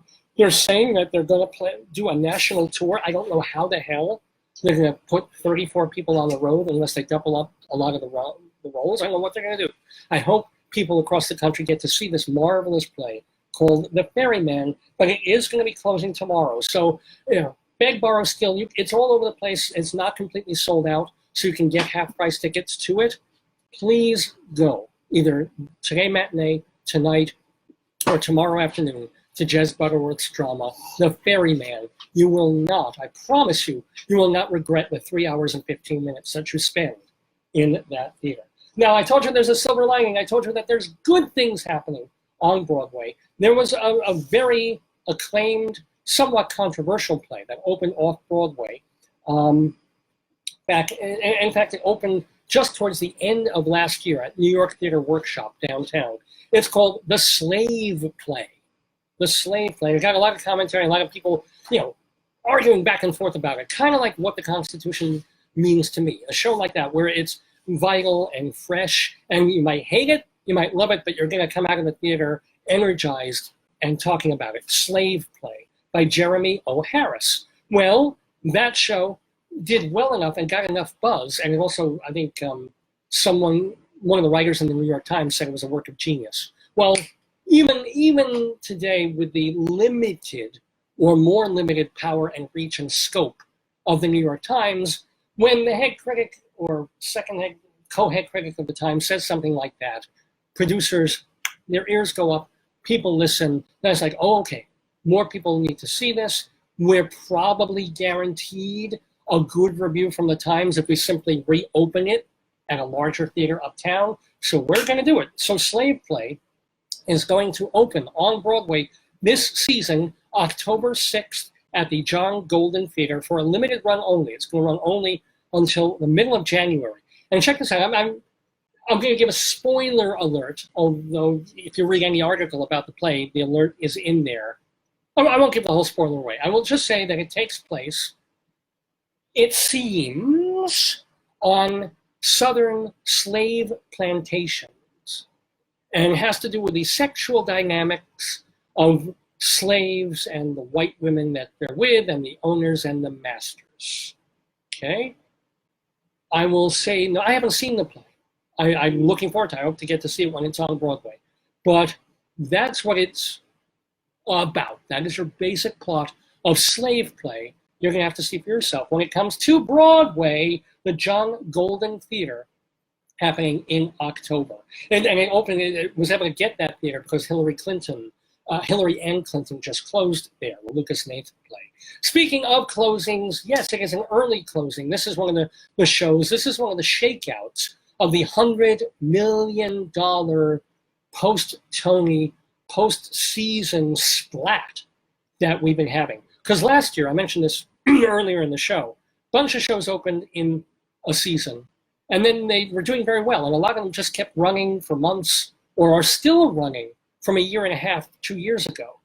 But this season, not so much. This season, you had a lot of big shows that looked like they were doing great and that sometimes were earning $1 or $1.5 million a week were grossing, not netting, but making $1 million a week. But now we're into the summer and we're looking towards future sales, and it just wasn't happening. Such a show is the revival of Terrence McNally's play Frankie and Johnny in the Clair de Lune, which was done off-Broadway in 1987. They actually brought it to Broadway in 2002 in a very well-received production.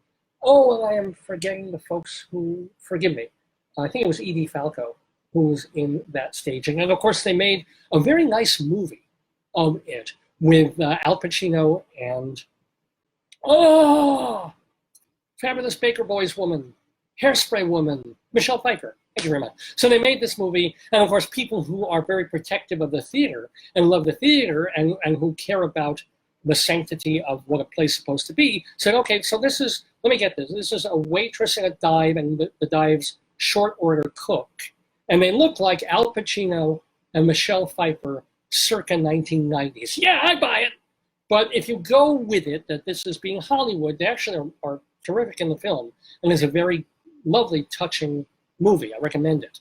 I saw the Broadway revival, though, of Frankie and Johnny in the Clair de Lune, which this cast features Audra McDonald and Michael Shannon, very celebrated actor. She, the 6-time Tony Award winner. And I think one of the issues facing this production in terms of just getting the word out is that it opened in early May, after the Tony Awards cutoff happened. So Audra McDonald might be considered for another Tony. She might get another Tony nomination. She might not. Michael Shannon might get a Tony nomination. It might get a nomination for Best Revival. It's way too early to tell because they opened it 11 months away from, or 10 months away from Tony Awards consideration. So that worked against it. And I just don't think, they're both terrific actors. We watched the show, we're kind of engaged. I think one critic hit the nail on the head, though, where he said we're watching really good actors act, and yet we're never quite so into the characters as stripping away the acting from it and just seeing two real people up there on stage. And I mean, these are both good-looking people. Audra McDonald, attractive woman, and we get to see her physically naked for several minutes of the play. So if you want to see Audra McDonald naked, this is your last chance. It's closing, but it's closing about a month early. It's going to be a limited run anyway, but they've decided that it's going to end on July 28th instead of August 25th, because they're just not getting the box office receipts that they were expecting. As a matter of fact, grosses a week ago fell to $230,000 for the week, which is only 20% of the potential of 1.1 million that if they were selling every ticket at full price for that seat, they would get. And also attendance was just less than half of capacity. So they're just not bringing in enough people or enough dollars for the show about a waitress and a short order cook having a one-night stand. When it closes at the end of July, Frankie and Johnny in the Clair de Lune will have run 26 previews and 70 regular performances. I'm not saying don't go see it, but I can't say run and go see it either. Is a perfectly passable way to spend 2 hours in the theater in a comedy drama. But I can't say that it's really a special night or that the play kind of holds up, but it's also, you wish it were either funnier or sadder or more charming or more something. So that's Frankie and Johnny going to be closing at the end of July. I want to let you know, by the way, speaking of openings and closings and when things are coming and going, the best way to find that out is by looking at this magazine, this journal, Performing Arts Insider, the Bible of Broadway. Since 1944, Performing Arts Insider has been the place that folks in the entertainment industry turn to find out everything that's happening on off, and off Broadway. Every single page is jam-packed with information. Some of it you really can't get anywhere else, but that is hugely helpful to you if you're in the entertainment industry, if you're booking guests for radio shows and talk shows and morning chat shows, if you are a theater producer, a theater owner, if you are an educator in the theater, you need to contact people who are involved in shows that are being done now or have been done recently on or off Broadway. Get yourself Performing Arts Insider. Get yourself a subscription, either 21 times a year or the monthly edition 12 times a year, or you can send away for a single issue by going to performingartsinsider.com. Why would you do that? Well, look at all the stuff that's in an issue.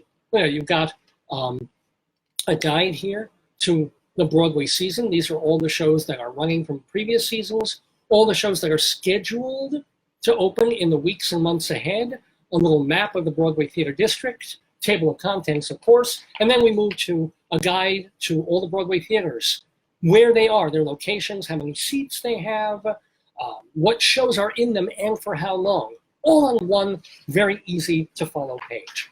The press agents, the folks who promote and handle all the Broadway shows, how do you contact them? Email addresses, phone numbers, addresses on here.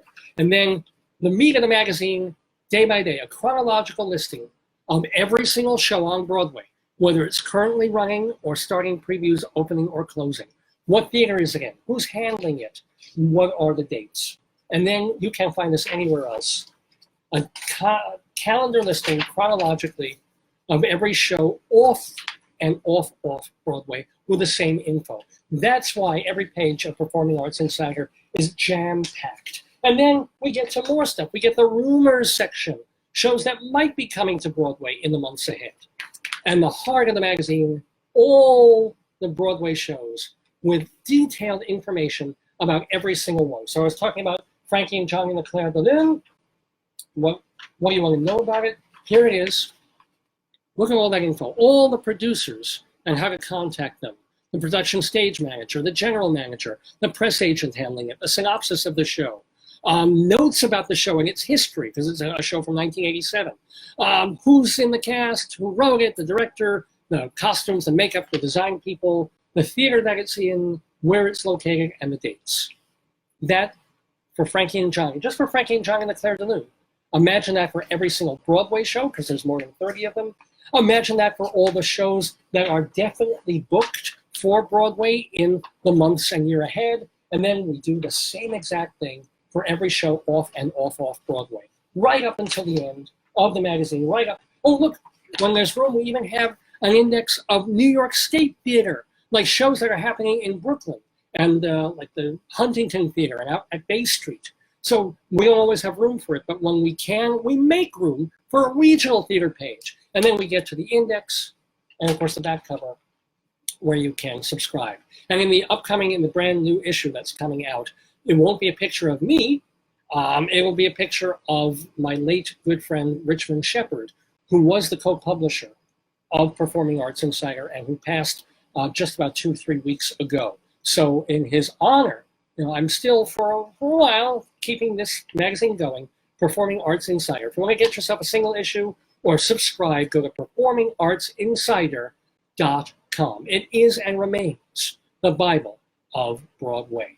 Well, we are talking about Broadway on Inside Broadway on Dave's Gone By. I want to let you know a couple of other things about the current season in New York of theater, because I care so much about it, because I'm an actor, a director, a theater critic, and a playwright, of course. So, speaking of plays that opened 30-something years ago and how they're doing now, all these years later, remember that the revival of Burn This, fairly celebrated revival of Burn This, is ending tomorrow at the Hudson Theater on Broadway. This is the one that stars Adam Driver, the guy from Girls, and Kerry Russell, who is from that Spy TV show, and Felicity from 100 years back. They are the co-stars and the sizzling, sexy-ish co-stars of this play, written back in, the mid-1980s. It was kind of an AIDS play that wasn't really going to talk about AIDS. So this woman is her roommate has died. He was a dancer, she's a dancer. They cohabitated, but he was gay. She's not. She's distraught, she's upset, she's just come from the funeral. And lo and behold, who should show up middle of the night for his brother's things, but the sibling of this dead guy, played by Adam Driver, the character, wild and on coke and angry and furious and grieving and upset, and he's a complete a-hole and behaves like one, and yet somehow she's magically drawn to him. And he's invariably drawn to her. And so they have this tango. She's got a boyfriend, he's got a wife and family that we never see, and yet, boom, he's suddenly in her life. She's the moth drawn to his insane and rather jerky flame. I'm going to tell you, when I saw it in the mid-1980s on Broadway with John Malkovich, it worked. You bought it. Not the greatest play in the world, but when he was on stage, man, you bought it. Now when you go see Kerry Russell and Adam Driver, still kind of works, and he's fun to watch. I had trouble understanding him when he was speaking because he talks really fast and upset, and it's like it's not a theater voice. I'm like, what the hell is he saying? And he's very lively and he's very funny. I will say that even when you can't pick up what he's saying, he can be very funny on that stage. And other critics liked him a whole lot more than I do in this revival of Burn This. So if you want to see for yourself, and there's funny work by the co-stars too. Brandon Uranowitz is the funny friend who doesn't live with the Kerry Russell character, but hangs out there all the time. And there's also her boyfriend, David Furr, is pretty good too. So there's some, it's a very, again, this is a 3-hour watchable show with a lot of good fun moments in it. Can't necessarily say, run, go see Burn This. But if you want to, it is closing tomorrow afternoon at the Hudson Theater. So you have 3 more chances to see it on Broadway. And the story's kind of ridiculous. It really is. But it was back then too. Oh, so some sad news in the Daverhood, in the Broadwayerhood.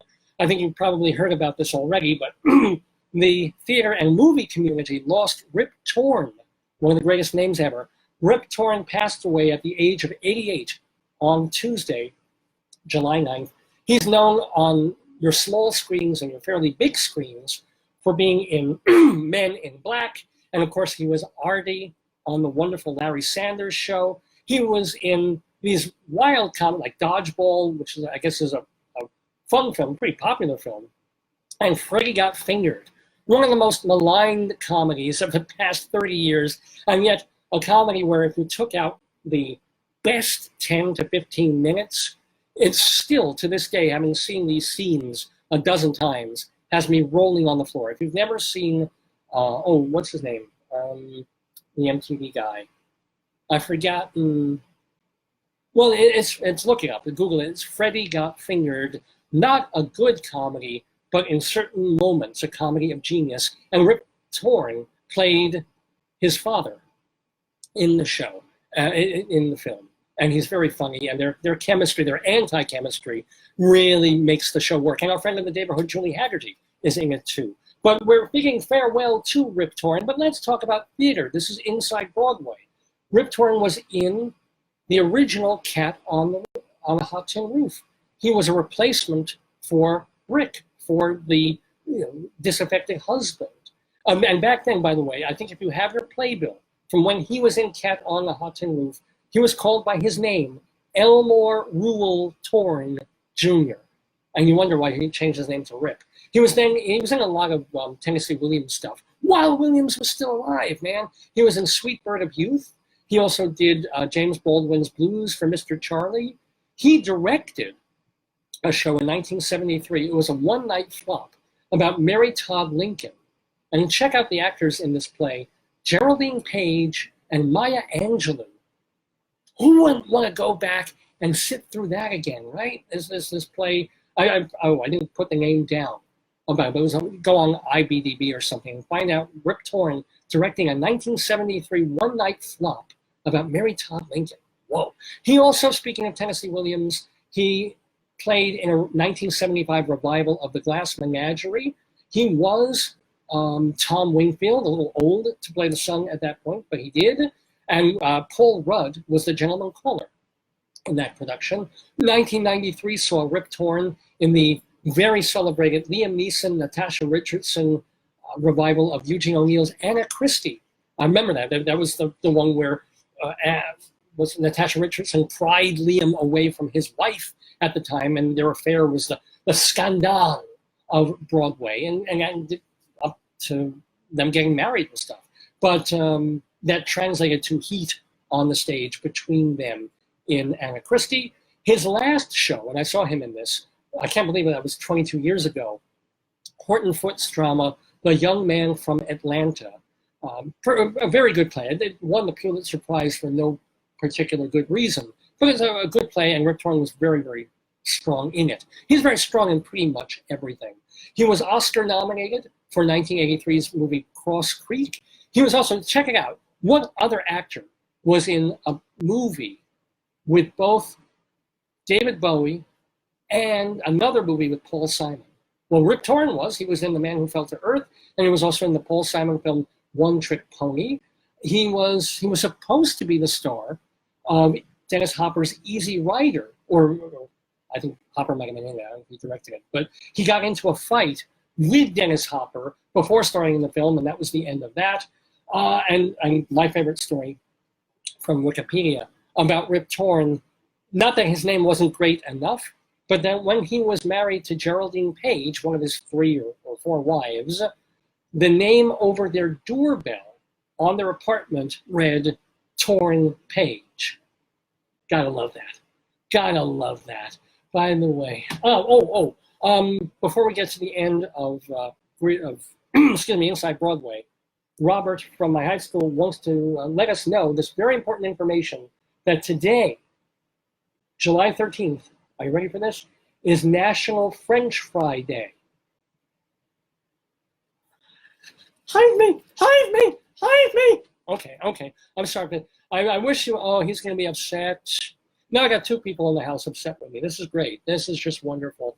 But yes, it is National French Fry Day, ladies and gentlemen. So I ask you on behalf of Potato and all our potatoes, including the young one, who does not, as they say in the Seder, does not know enough to ask, replace your with something else, another ketchup conveyance system. Maybe have, turnips, fried turnips, those are perfectly good. Maybe swipe in ketchup a bit of meat or a hot dog and open up a safe can of beans while you're doing it. So don't eat on this national, okay? Just word to the wise. I appreciate it.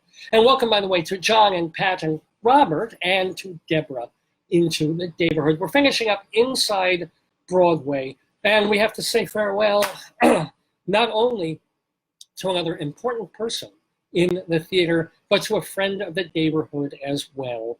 The sun won't come out tomorrow because we lost Martin Charnin, who was our guest back in February of 2013, and he passed away last Saturday, July 7th, of a heart attack that he had a few days earlier. It took a couple of days for him to let go of this earth. But yeah, man, Martin Charnin. Now this is the cool thing. He was in, and I know he told us about this in his interview when he was on the show, but talk about being in a legendary production. Martin Charnin was in the original West Side Story. He played the character Big Deal in that show. He was also then later on in a review called The Girls Against the Boys, which starred Dick Van Dyke. Martin Charnin, at the same time, he was writing cabaret and review songs and some off-Broadway stuff. He wrote the musical Hot Spot, which featured Judy Holliday. He even added a song or some extra material, lyrics really, to the show 2 by 2, the Danny Kaye show, that was co-written by Richard Rodgers and Peter Stone. So yeah, already he's moving up in the field. But then Broadway's tough. And Broadway was certainly a changing landscape in the 1970s. So he did some TV work, including a sketch show that I think was award-winning for Anne Bancroft. And he worked on that and wrote some sketches. And I think, as I say, it won an award. And the sketch show, weirdly enough, was about this character called Annie. That was the name of the show. It was called Annie. with Anne Bancroft. Nothing to do with a particular musical. Martin Charnin did write he returned to Broadway, excuse me, in 1973, directing a show called Nash at Nine, devoted to the poetry of Ogden Nash. And weirdly enough, check this out. I mean, you're thinking of him as a Broadway-ish stead guy working in TV and Broadway, but he was the guy who directed the National Lampoon show on Broadway in 1975 with John Belushi and Bill Murray and Gilda Radner. And then in 1977, talking about a jack of all trades and going into different directions, 1977, he optioned the rights to the comic strip Little Orphan Annie. And he created a different show entirely with the title of Annie at the Goodspeed. It was then called the Goodspeed Opera House. Now it's called Goodspeed Musicals. But Goodspeed Opera House with Charles Strauss and Thomas Meehan, the late Thomas Meehan.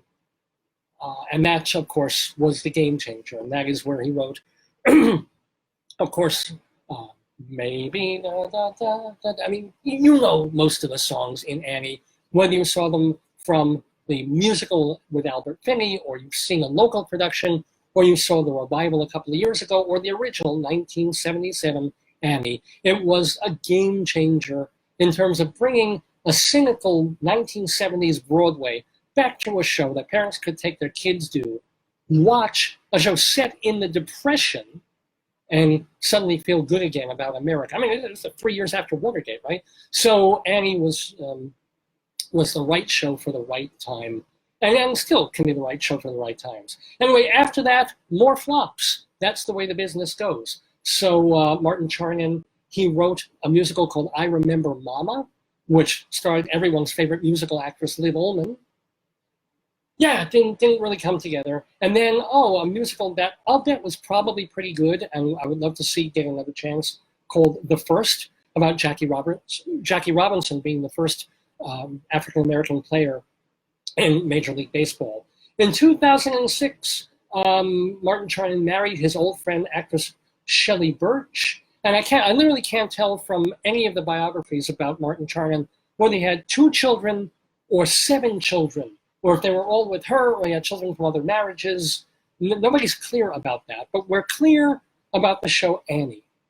He wrote, Martin Charnin, no matter how you bend it, that musical, it just doesn't break.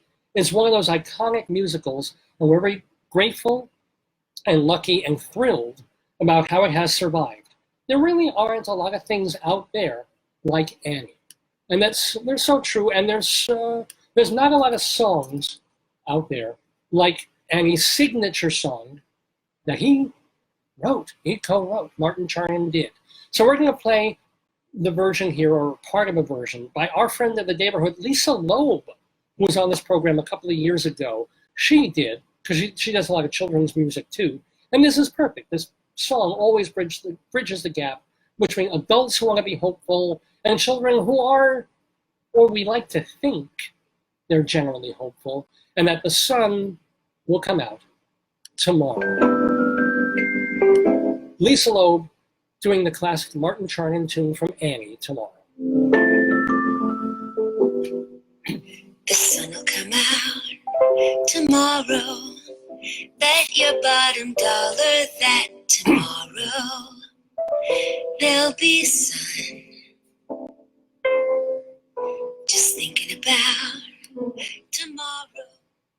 Yeah, well, as I said, alas, and I'm not sure what day, but they are going to dim the marquees of some of the Broadway theaters, if they haven't already, for the loss of the late and wonderful Martin Charnin. And remember, if you want to hear the interview that Martin Charnin did in the Daverhood just a few years ago, and I believe it was with Rabbi Saul Solomon, of all people, you can go to our website, davesgoneby.com, davesgoneby, davesgoneby.com, and it will be in a separate archive of all our interviews that we have alphabetically listed, or you can go and watch and hear the entire episode. It's all there in the archive page of davesgoneby.com. Plus, that is the place where you can see photos of the show. It's the place where you can find all the information of the show and hear every show just about that we've ever done from the very beginning. Remember, you can also email me, davesgoneby@aol.com, or drop me a message right here on Facebook all week long. You know, I know it's a problem that some of the people who post in, when you're in a watch party, as a lot of you folks are, you guys see your messages and who's logging on.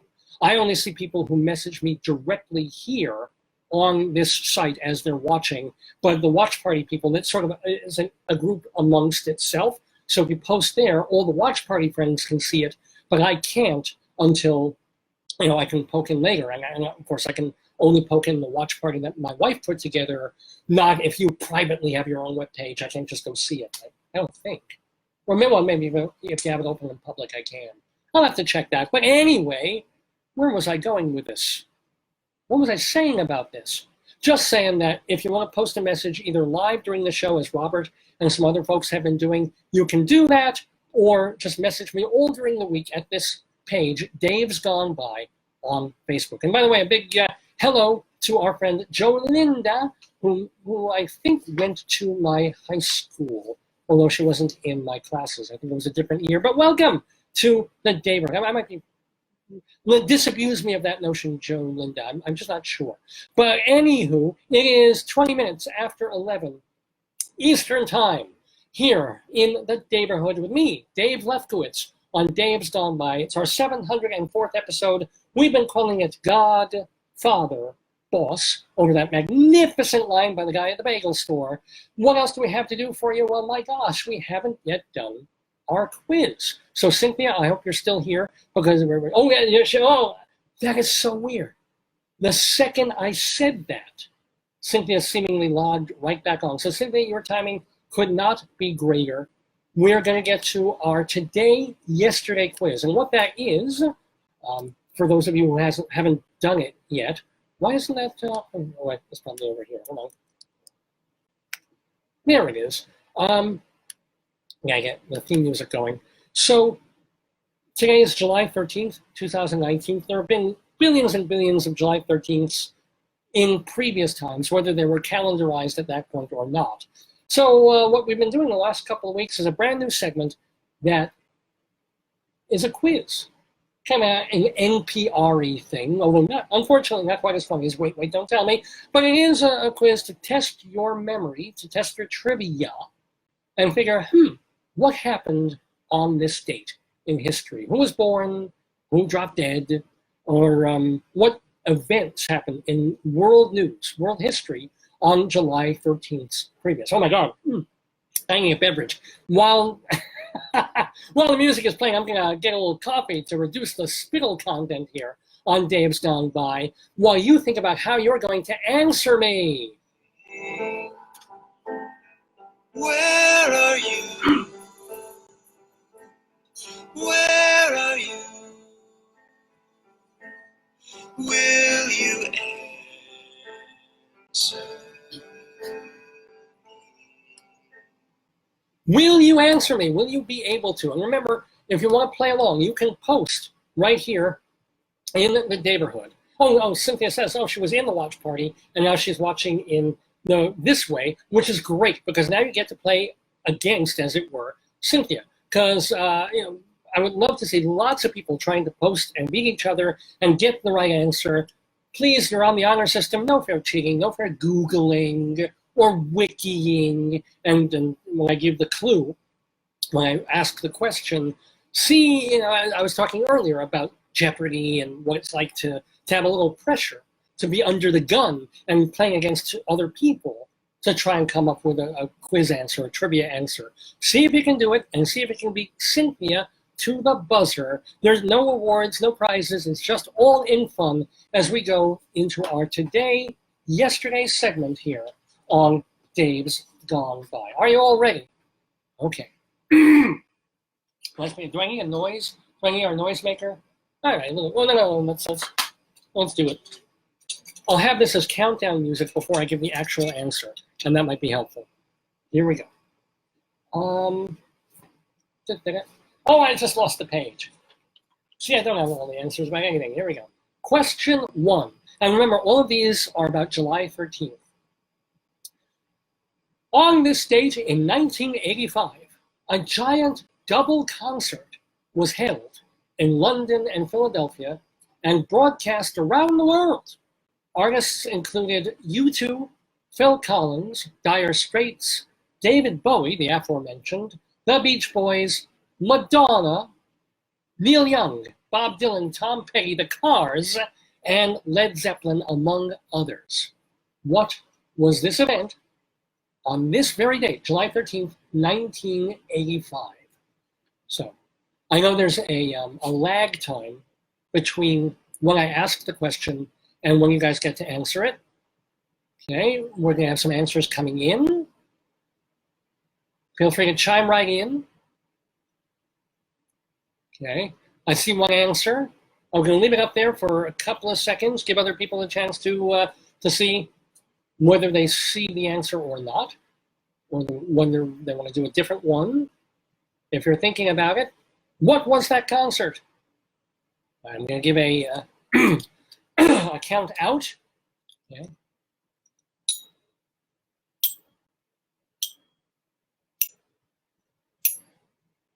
And yeah, I guess I'll do that as like a 5, 4, 3, 2, 1.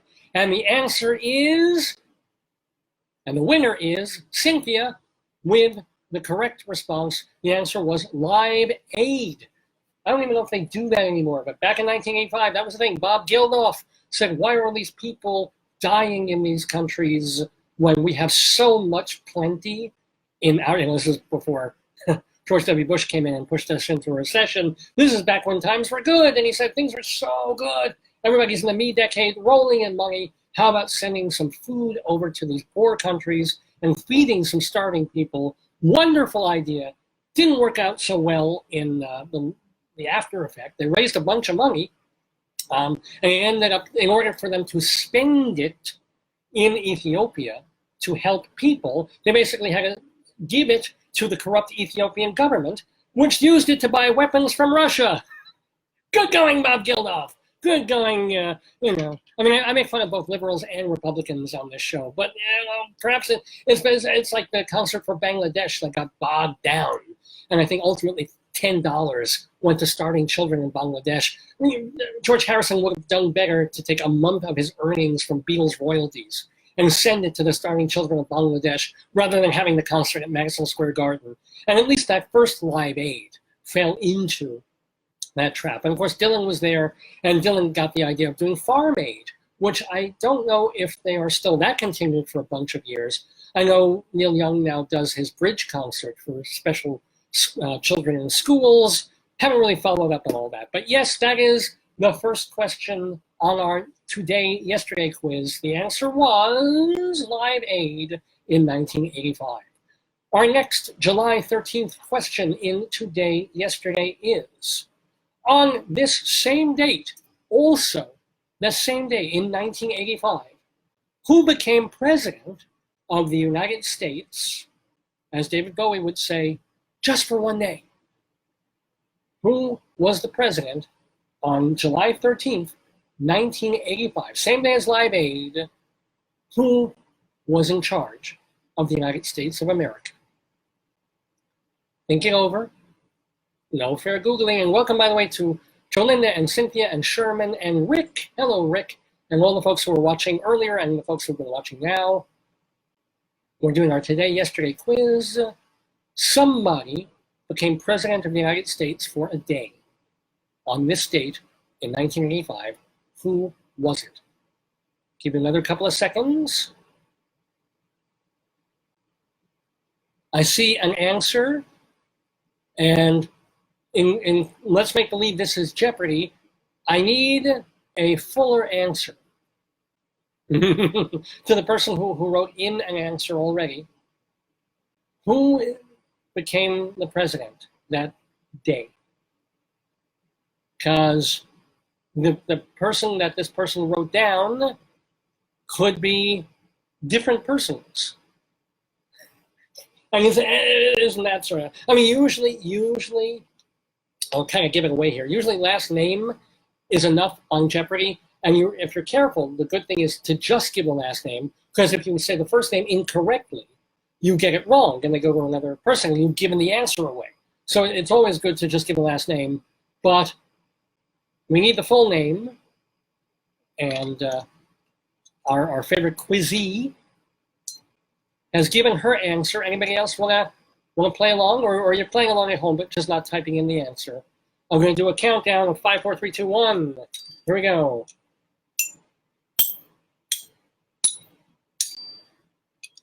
And the answer is the person who became president for one day on July 13th, 1985 was the vice president, George Herbert Walker Bush, George H.W. So just writing Bush down is not enough because, of course, there have been two Bush presidents, one worse than the other. But yeah, what happened was that was the day, Live Aid Day, who remembers this, that Ronald Reagan had polyps removed from his colon.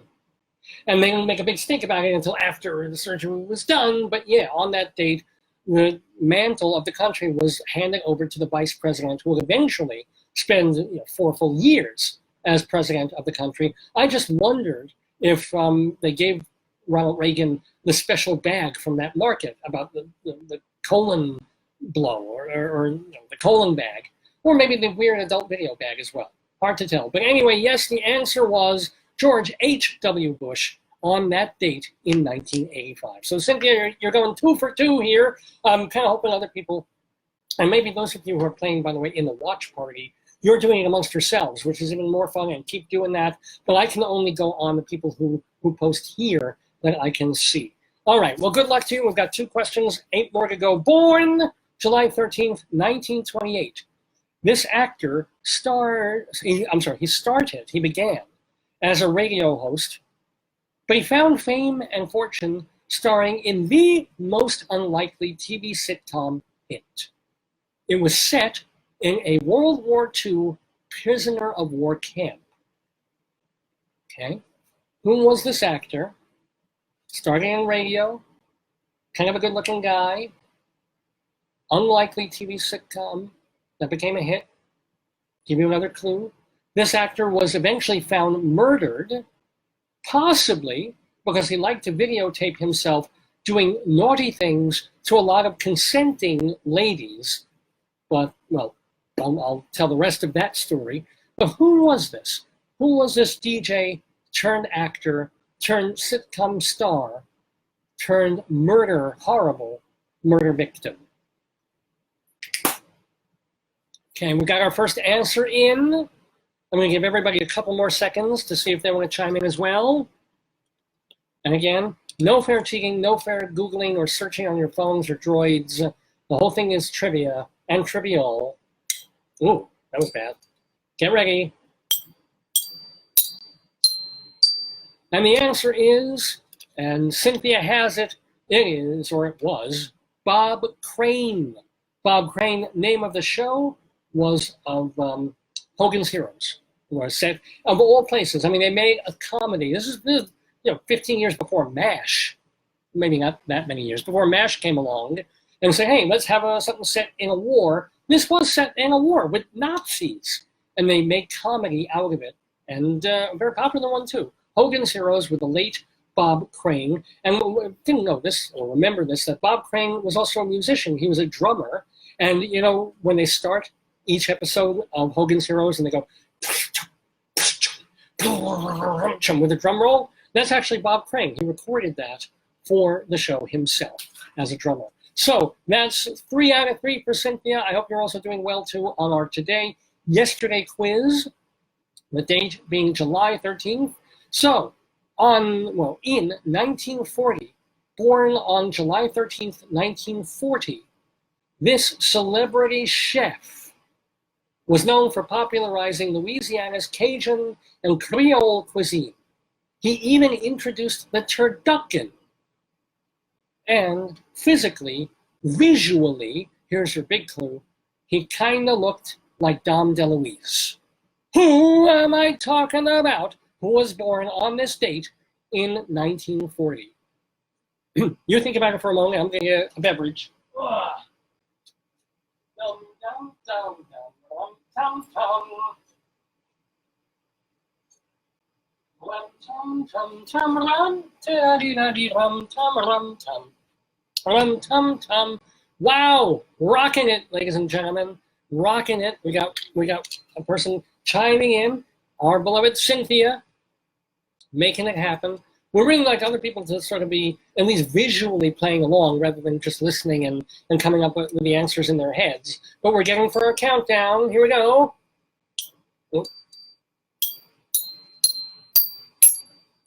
Yes, the answer to the question, born 1940 on this calendar date, a chef known for popularizing Creole cuisine, blackened stuff, and also he created the turducken. My goodness, and he looked like Dom DeLuise. Of course, I'm talking about Paul Prudhomme. Paul Prudhomme, born on this date, and of course the proprietor of Chef K. Paul restaurants. He passed away, by the way, in 2015 at the age of 75, which, considering his girth and his diet, not too bad. Then he made it all the way to 75 years. But he was born on this date. Also born on July 13th, 2 years later, 1942. Now remember, no fair Googling, this singer, songwriter, and guitarist is known for his ringing jangle rock guitar sound as a member of the Byrds. Singer, songwriter, guitarist. Remember, I'm testing your trivia here, and we're all playing against Cynthia. So who was this person? Born today in 1942, jangle rock guitar. Kind of perfected that sound, which I believe was on a Rickenbacker guitar. Could be wrong about that. Who was, anybody want to guess? Also a singer with a very distinctive voice and songwriter for the band as well, though other people in the band stepped up and did harmonies and other parts of it, and some of the songwriting. Who am I talking about? Okay, we have our first answer. I'm going to give you a couple more seconds, and then we got to go to the countdown.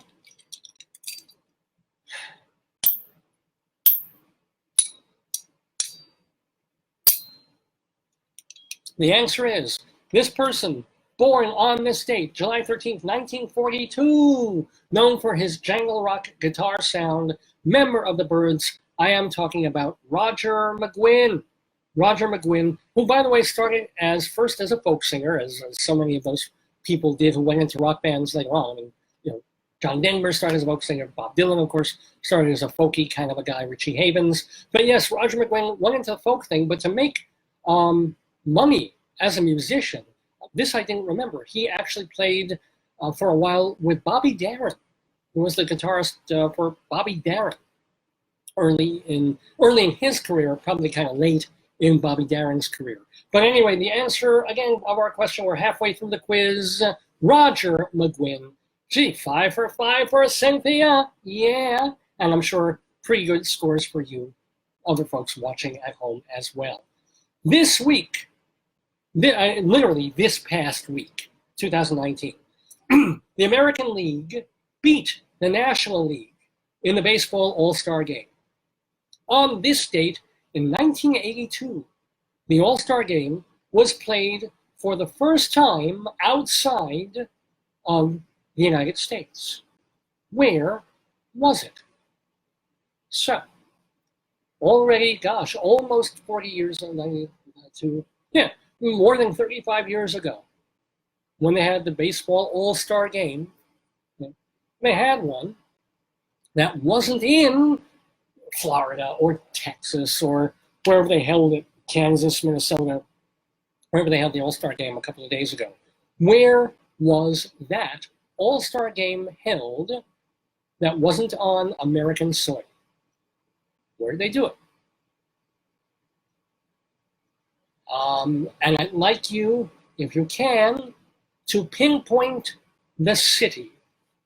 So, because, saying it was out of America, okay, is one thing, but where was it? What city was this held in? That wasn't in America. So I'll give you a little more time to suss this one out. the All-Star game, the game where generally you try not to play too hard if you're a really good player because you don't want to get hurt and ruin your chances for the rest of the season.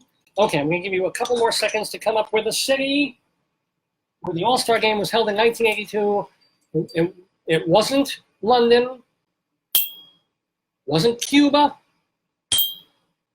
wasn't Alaska, which is right next door to Russia and is still part of the United States. It wasn't the Dominican Republic, which is sort of still America, isn't it? And it wasn't South America or Latin America. The country was Canada, and the place, as Cynthia says, was Montreal. Because, of course, back then, yeah, the Expos. I guess it could have been in Toronto because you have the Blue Jays as well. But that's right, in Montreal, Canada, that was the very first time the All-Star game was held in a place outside the U.S. I don't know. I didn't check whether they've done it elsewhere since. But well done to all of you for coming up with some of these answers. Because again, to me, it's sort of obvious and simple when I'm creating the questions. But if I were suddenly faced with these out of the blue and unable to look at my computer or my phone, I'd be like, well, I know, Cuba, Havana. No, it was good old Montreal. Anyway, we're into our yesterday quiz on this July 13th edition of Dave's Gone By, and the quiz is about July 13th. So, one half of a comedy team was born today in 1946. He was born in southern Los Angeles, even though he had a novelty hit with the Bruce Springsteen parody Born in East LA. Who is this person? Born in 1946, Los Angeles, part of a comedy team. I'll let that sink in for a couple of seconds, and then I do actually have a multiple choice on this one. I want to see if anybody can take a stab. See if they know the novelty number. See if they can think about that, think about the year. I'm going to throw in now a multiple choice and hope some other folks chime in. Was this person Cheech Marin, David Cross, or Jordan Peele? Cheech Marin, David Cross, Jordan Peele. Who was born part of a comedy act, an act, and of course had that novelty song, Born in East LA. And the answer, well, I'll give it 5, 4, 3. I'll do it 5, 4, 3. 5, 4, 3, 2, 1. And the answer is, as Cynthia so rightly said, and this time she did the first name instead of the last name, and I will accept Cheech as the first, as the name, as the answer. Cheech Marin, who of course went on to be partners with Tommy Chong and formed Cheech and Chong, the Weedy duo, and Cheech went on to have an acting career as well. David Cross, both of those people are actually comedy teams, even though we don't necessarily think of them immediately as such. Jordan Peele was with Key and Peele, and Cross was with the guy who's in Better Call Saul. See, this is now this is my trivia question. Who's in Better Call Saul? Bob Odenkirk. He and David Cross were partnered in the beginnings of their careers. But yes, Cynthia, who's 7 for 7 in our Today-Yesterday trivia quiz, we're on to another question about July 13th. This one going back to 1951. This may be our toughest, perhaps, toughest question of the bunch. This influential composer and inventor of the 12-tone chromatic scale passed away at the age of 76. So on July 16th, he wasn't born in 1951. This is someone who died in 1951. This influential composer, inventor of the chromatic 12-tone scale, and I'm sorry if I'm being a little tone deaf or atonal about this question, who passed away on July 13th. I meant 13th. I wrote 16th down here, but I hope I can get this actually wrong. But anybody want to chime in on this one? A little bit tough. What composer of classical music died all those years ago? I'm going to give it another bit of a countdown because I'm not getting an answer on this one. I know this one's tough. Probably would have been stumped on this as well. But I like to throw in a toughie now and again. And let's do a pentatonic scale on this. Or what do we got? Dodecatonic?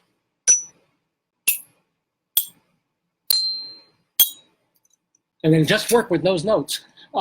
Yeah, the person who passed away in 1951 on this date was the composer Arnold Schoenberg. Arnold Schoenberg, and this is the creepiest thing. This is if you see this on Wikipedia. The thing is, Arnold Schoenberg had very, very bad triskaidekaphobia, meaning that he was terrified of the number 13, right? Wouldn't get on 13th floor elevators. He would always like hide in bed on the 13th. The year before he died, he was scared that he would die that day on July 13th and was terrified, wouldn't go on a trip, wouldn't go on a bus, wouldn't do anything. And then guess what? He dies on Friday, the 13th of July, 1951. So the answer to that one, no one got that one, was a little tough. Composer Arnold Schoenberg, dead on this date in 1951.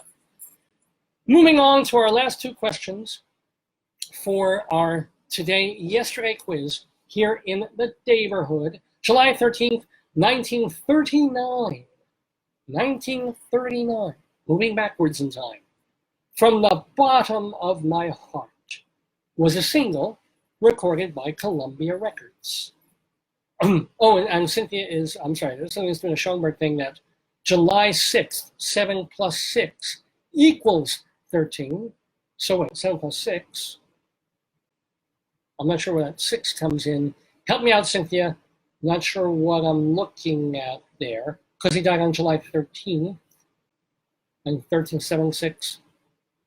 What am I missing? I'm not a math guy. Okay, I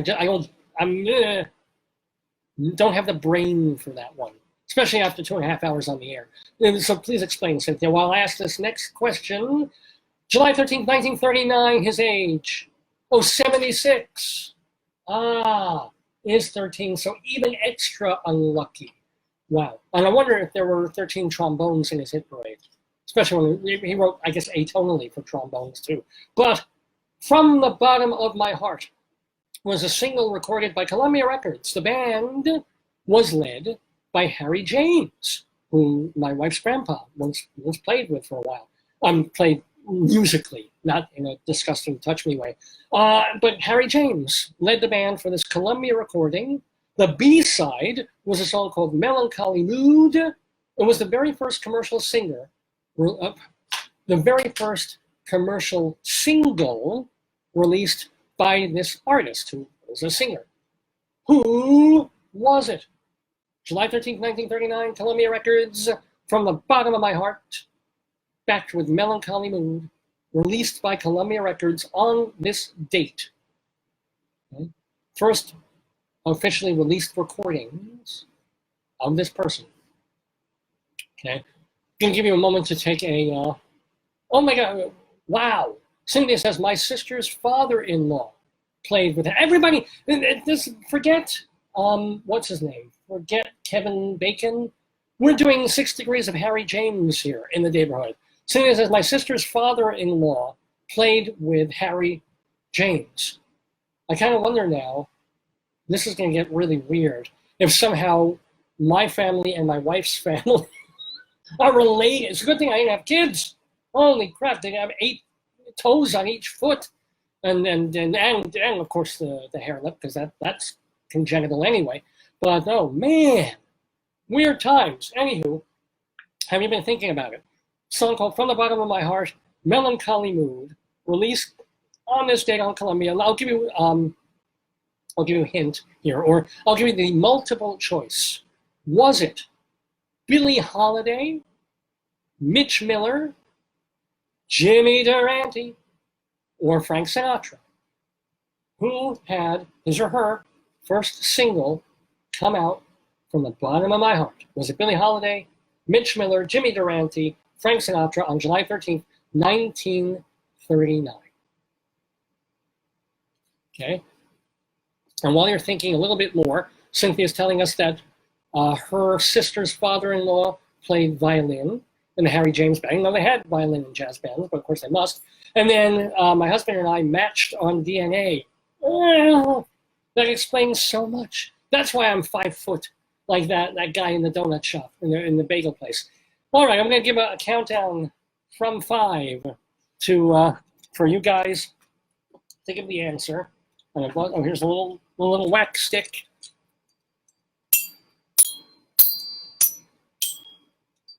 And the answer is, of course, the one and only Old Blue Eyes, chairman of the board, Frank Sinatra. It wasn't necessarily his first songs that he recorded, but it's the first songs that were released as a single by Columbia Records. Because he'd been on radio, I think, and he'd been on like talent shows, and they have that physically recorded. But this was his first single, backed with Melancholy Mood.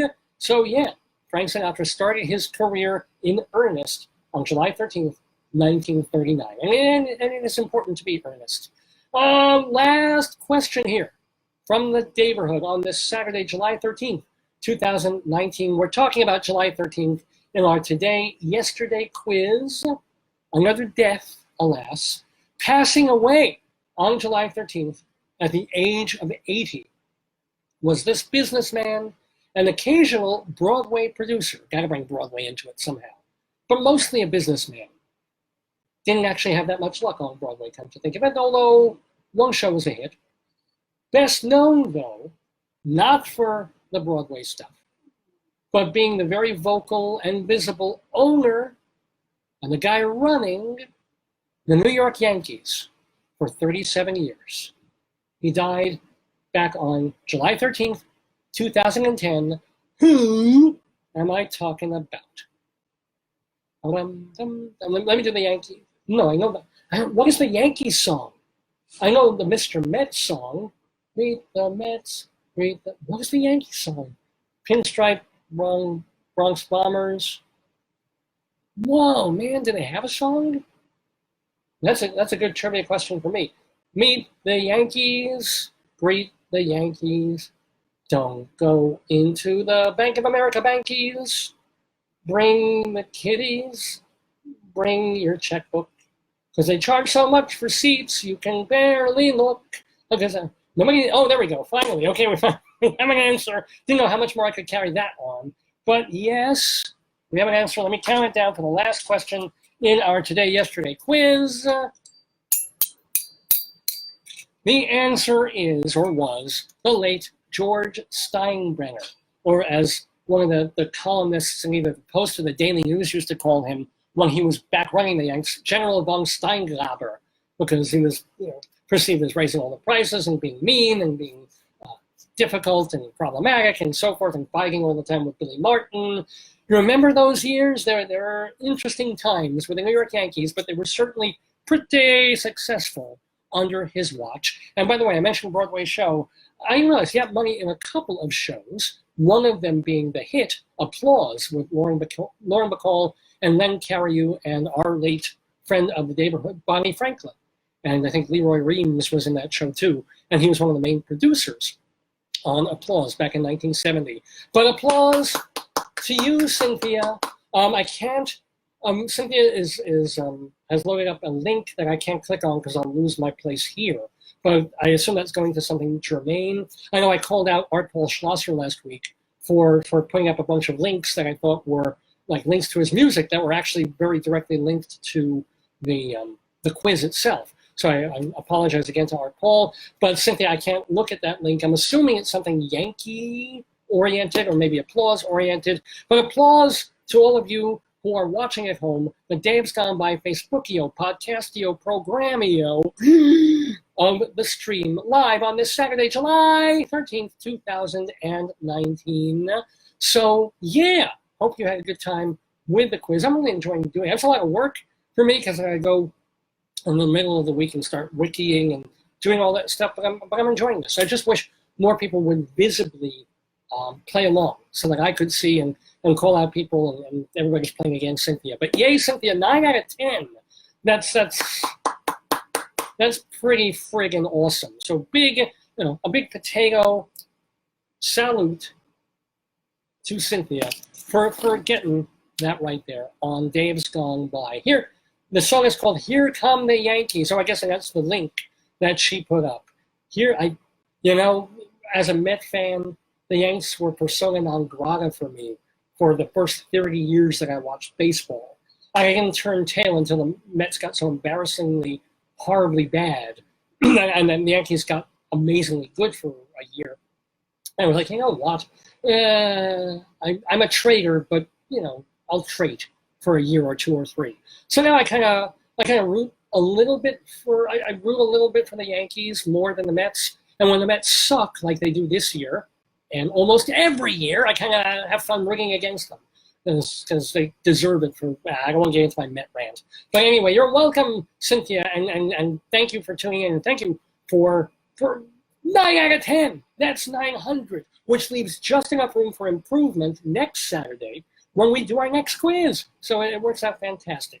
Anyway, we're doing Dave's Gone By here. It's about, 7 minutes to noon. I've been on here almost 3 hours already, but we're almost done with the show. I think I'm going to table, just because of my voice and stuff, I'm going to table other, I don't know. Maybe I'll do a little bit of our story time. Maybe just a little bit of story time, but not before I thank folks. I mentioned that, speaking of thank yous and being grateful and stuff like that, I'm grateful for all the folks who are tuning in. You guys are, I still haven't gotten beyond calling you guys Daverhoodlums, which I like. Come up with a better name, Dave Branch Davidians, that has negative associations. The Beatles, meet the Beatles. If this were more of a Jewish thing with my Hebrew name, David, meet the Beatles. I can work with that. I don't know what to call people who tune in to the program, because I reserve Friends of the Daverhood for people who have been on the show, who have been guests on this show. And as I said, today we didn't really have any special guests. No celebrities, no writers, no actors, directors. We will next week. I'm really excited about that. But today we just did a regular, normal, old-fashioned Dave's Gone By with just me. And I hope you've been enjoying it just that old-fashioned way. But we're proud of the people who have been on the program, and we keep tabs on what they've been doing since they've been here, letting you know because they're our friends, they're our family, the friends of the Daverhood.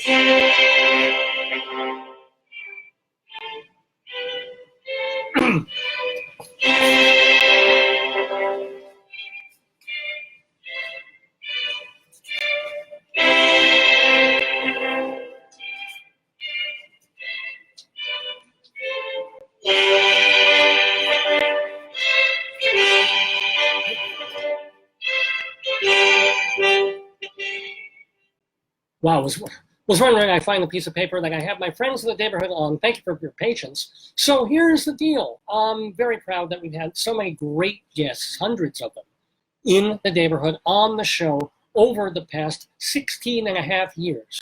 And as we've said, you want to hear all those interviews? They're in the archives at davesgoneby.com. But what are they doing now? Well, for example, playing now through the end of next week at the Atlantic Theater Company off-Broadway, a show called The Secret Life of Bees that has gotten really good reviews. I won't be surprised if that show moves more commercially. But in it right now, playing for another week, LaShans, our marvelous and talented friend of the Daverhood. Go see her. Go see our friend David Cale, the English fella who moved to the States to start his solo performance art career. And he has for all these years, and it's only been, he's been doing off-Broadway and off-Broadway stuff for years, and it's only been within the past year or so that he made it to the next level. It takes time, but now you can see him at the Public Theater in his solo show, We're Only Alive, for a short amount of time, running through next weekend. Playing today. Now check this out. Speaking of famous people that we've had on the program, how many people are so famous or what they've created is so well known that if you go to see their work or hear their work, you're going to go pay to see it, and they won't even be there. This is the amazing thing. Playing at the Suffolk Theater tonight is a band called Boogie Shoes. Boogie Shoes, a disco band. Boogie Shoes, a disco band. It is a tribute band to Casey and the Sunshine Band, who did Shake Your Booty and all those disco, much above average disco hits of the era. Now, Harry Wayne Casey was a guest on our program a couple of years ago, and occasionally, he still works as a solo artist and with Casey and the Sunshine Band. But their music is so iconic, and their greatest hits are really truly hits and so well known and beloved, that people are going to pay, and you should pay. You should go pay, see a licensed tribute band called Boogie Shoes that is doing the music of Casey and the Sunshine Band, and it is happening tonight at the Suffolk Theater on Long Island. I think it's in Riverhead. I want to let you know that's Monday night at the Bay Street Theater. Speaking of Long Island, is American songbook songs being sung by our actress and singer friend Linda Lavin. You remember her from Alice and a couple of other TV shows and some movies. Linda Lavin at the Bay Street Theater doing her cabaret show about American song. On Wednesday at the Music Hall in Williamsburg, Brooklyn, Amy Mann will be doing her signing. She got a nice little picture in the New York Times. They were doing songs of the 80s, and they mentioned Voices Carry this past week, and a big old picture of her back from in the day when she had the rat tail and everything. So Amy Mann, if you want to see her in modern day, she's at the Music Hall in Williamsburg, Brooklyn this Wednesday night. On Thursday, our friend of the Daverhood from just last week, Adam Pascal. You remember him from Rant and from Aida. He's doing an acoustic guitar solo show, summing up his career, because he's also a songwriter, and he's written rock songs. So I'm going to interpolate those with some of the amazing Broadway shows he's been in and sing them acoustically. It's called So Far is the name of that performance, and you can go see it at Green Room 42 in Manhattan. Playing from that Thursday, from this coming Thursday, through the end of August, a play called A White Man's Guide to Rikers Island. It's directed by our friend of the Daverhood, Thomas G. Waits, at the Producers Club in Midtown Manhattan. A White Man's Guide to Rikers Island. Judy Collins, the legend, she will be at Stephen Talkhouse in Amagansett, Long Island. That is this Friday night. If you've never seen Judy Collins, come on, it's Judy friggin' Collins, right? And by the way, Cynthia says Dave's Ravers. Dave's Raves? I'll think about it. I'm not loving it, even though it's cute. Daver's Ravers. We'll work on it. Now through the end of July, it's our also recent friend Melissa Errico is curating a bunch of Michel Legrand scored films. So he was a composer that she worked with on the Broadway show L'Amour, and they were friends.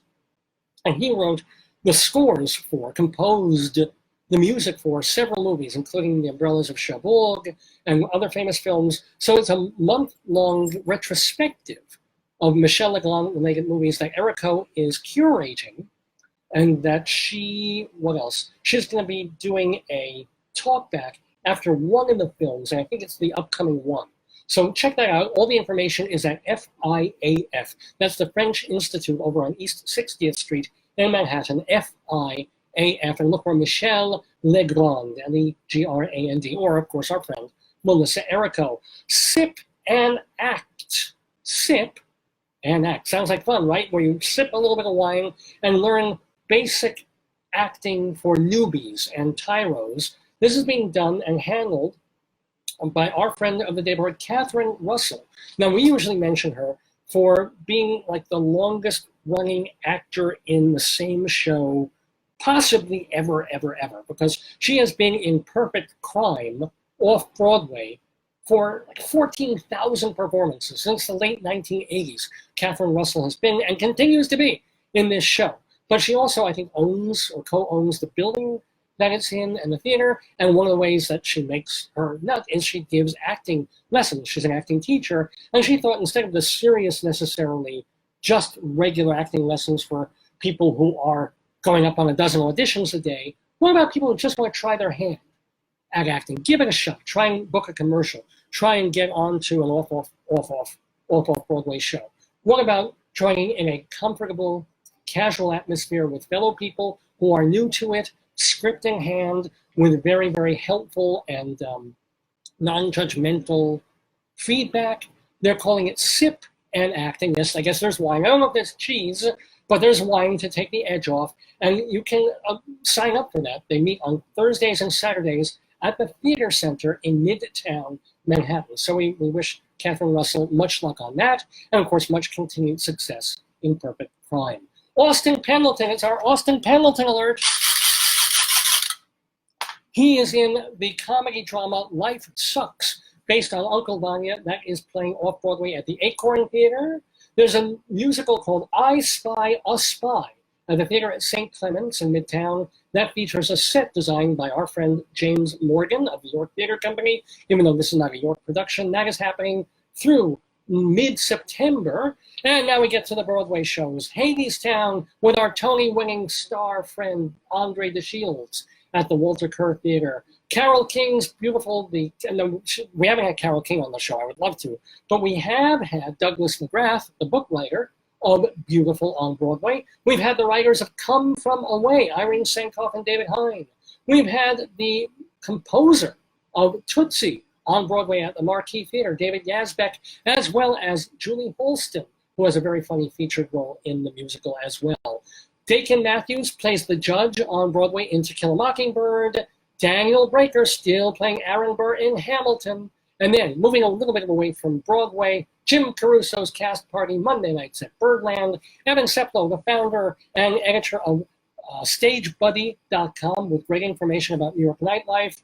Dr. Demento, still archiving the old Dr. Demento shows and bringing up new ones for a small fee at his website, drdemento.com. Charlie Gross and Leslie Hoban Blake co-hosting Two on the Aisle on mnn.org, as well as Eva Heineman with her theater review show High Drama, also on mnn.org. Check their schedules for that. And, of course, Bob Cudmore doing podcasts of upstate New York history at bobcudmore.com. And those, my friends, are the friends of the Daverhood.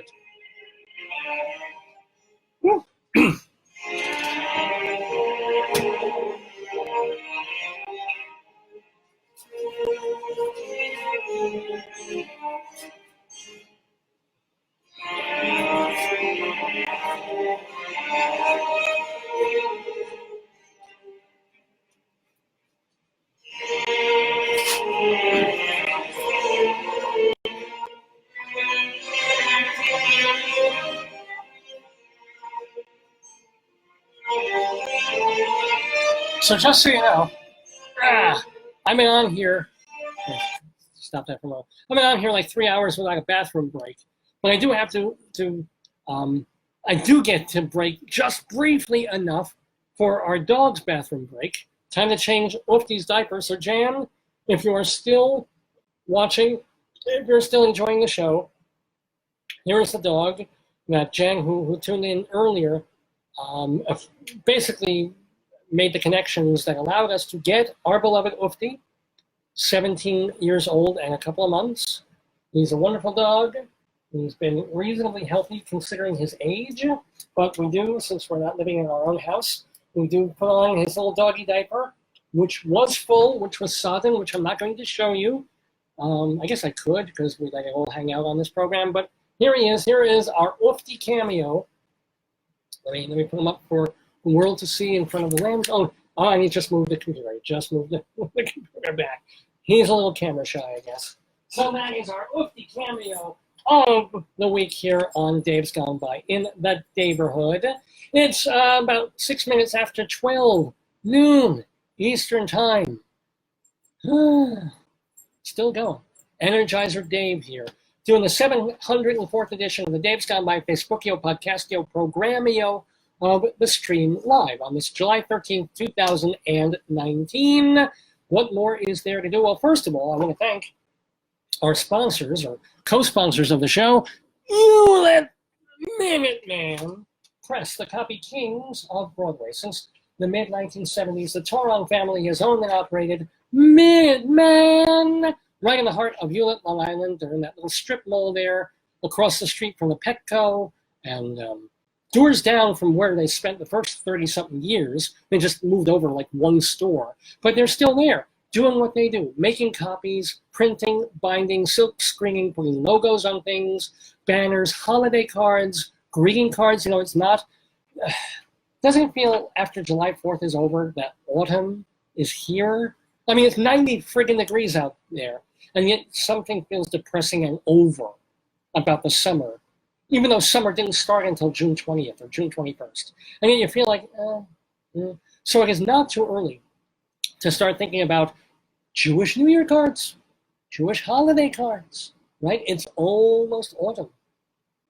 Even Halloween cards. And Hewlett Minuteman Press can do those for you as well. Just stop in there. Where's the new location? It's 1315 Broadway in Hewlett. Family owned and operated by the Toron family for all these years. They're great to work with. They're reasonably priced. They turn things around in a very reasonable, sometimes quick amount of time. And they're terrific people. And if you tell them Dave sent you, you get 10% off any job, big or small. So if you want something color, laminated, double-sided, 10% off. Black and white, single-sided, 10% off. I had a job for them to do this week where I needed some material and I need to bring somewhere tomorrow. And it was just like, okay, no, it wasn't a huge job, but it had to be done, and it had to be done right, and they did it perfectly. And I thank Hewlett Minuteman Press for that. 10% off if you tell them Dave sent you on any job. Hewlett Minuteman Press, they are the copy kings, and their phone number is 516-569-5577, area code 516-569-5577, Hewlett Minuteman Press. Well, as promised, because I'm almost fading, but still going strong in a way. And I know that there are folks who are tuning in on the West Coast and Colorado, where we've been from, who, they're just waking up, man. It's noon here, but still only 9 o'clock in the morning. So I want to give you guys a little bit of something, little taste of the show if you're tuning in later, and do our story time. Well, let me get, there's more trouble getting some of these theme musics up than it's worth, but maybe not. Story time, where we read a bit of a story every week. I'll explain. Tell me a story, tell me a story, tell me a story, remember what you said. You promised me, you said you would, you gotta give in, so I'll be good. Tell me a story, then I'll go to bed. Story time here on this edition of Dave's Gone By, with me, Dave Lefkowitz. So, very quickly, we started this because I found a children's book in a gas station a year and a half or 2 years ago that was so odd to me and so weird. I had to share it with everybody on the show. It was called A Cow for Hansel, and everything that implies, or A Cow for Hans, might have been. And we ended up reading the entire book week after week after week. And I haven't done anything that lengthy or that involved since, but we've done a bunch of other books. And this week's, courtesy of our local public library, Why Fish Fart. Who knew that they did? There he is. Oh, he's tingling. He's happy. Let me hold it up real close to you. By Francesca Gould, Why Fish Fart. In our continuing attempt to make children's books more hip and gross and disgusting. A book by Francesca Gould, illustrated by J.P. Couvert. And all the illustrations are really cute. Look at that crab. So we're going to be warning our children not to get crabs in this book. Let's read a little bit because I don't know. And by this is the author. This is by the author, and I kid you not, of the masterpieces Why You Shouldn't Eat Your Boogers, Gross But True Things You Don't Want to Know About Your Body, except of course I do want to know, Why Dogs Eat Poop, Gross But True Things You Never Knew About Animals. She's got the franchise. This is 20 years after everyone poops. Now she's getting into the sciences of disgusting things. So ladies and gentlemen, Why Fish Fart. This book is dedicated to Andrew Badale and my gorgeous daughter, Sienna, who hopefully is not eating her own poop or her own boogers, but is feeding goldfish and watching them do their own bubbles. Now, coming up, so this book even has a teaser. People eat live octopus. Nothing to do with anything. This is for children with ADHD. It's about fish farting. It's like, people eat live octopus. Okay. And by the way, did you see that viral video of a live octopus crawling out of a clam? That was so cool. Anyhow, here we go. Rude food. Ooh. Here's some information for you. How do you make bird's nest soup? Bird's nest. So this is not a trivia question. We're going to answer it immediately. The Chinese delicacy bird's nest soup is one of those rare dishes that sounds incredibly gross. But in fact, it is far, far worse. This rare and expensive soup is made from the nests of a certain type of a bird is called a swift, that lives in caves in Southeast Asia. The nests themselves are made from the bird's saliva. The saliva sets into solid cement-like threads that cling to the roof of the cave. Collecting the swiftless nests, oh, yeah, you try and say that one time fast. Collecting the swiftless nests from the bat-filled caves is a very ancient and dangerous job. Nest collectors have to climb very high and use long bamboo poles to remove the nests. To make bird's nest soup, chefs simmer the nests, often in chicken broth, for hours until they become rubbery. This dish has been highly esteemed since the Ming Dynasty. It said there's no higher honor you can bestow upon the guest than to serve them bird's nest soup. It's prized for its rich nutrients and supposed health benefits, and for centuries, the Chinese have encouraged their children to eat the soup, believing it will boost their immune systems. Bird's saliva soup. Well, at least we know it comes cheap. All right. They should make it in a beaker. Okay. Who eats tarantula omelets? Not I. Despite its frightening appearance, the tarantula spider is regarded as a delicacy by a number of cultures around the world. For example, roasted tarantula is eaten by the Bushmen of Central Africa. People in northern Thailand, they like to strip off the spider's legs and roast the bodies. The Piaroa Indians of Venezuela enjoy eating the big, hairy, bird-eating Goliath tarantula, which, by the way, is also called the Theraphosa blondie. So once they had birds and it was a gas, which has a leg span of 10 inches, 25 centimeters, and an abdomen the size of a tennis ball, and the whole thing is the size of a dinner plate. Good. Spider food does whatever spider food does. The Piroa hunt for tarantulas, and they do this hunting, and when they caught one, they bend its legs backwards over its body and tie them together. Next, a leaf is used to twist off the abdomen, because they don't want to touch the hair. Oh my God, I hope you're all eating lunch now.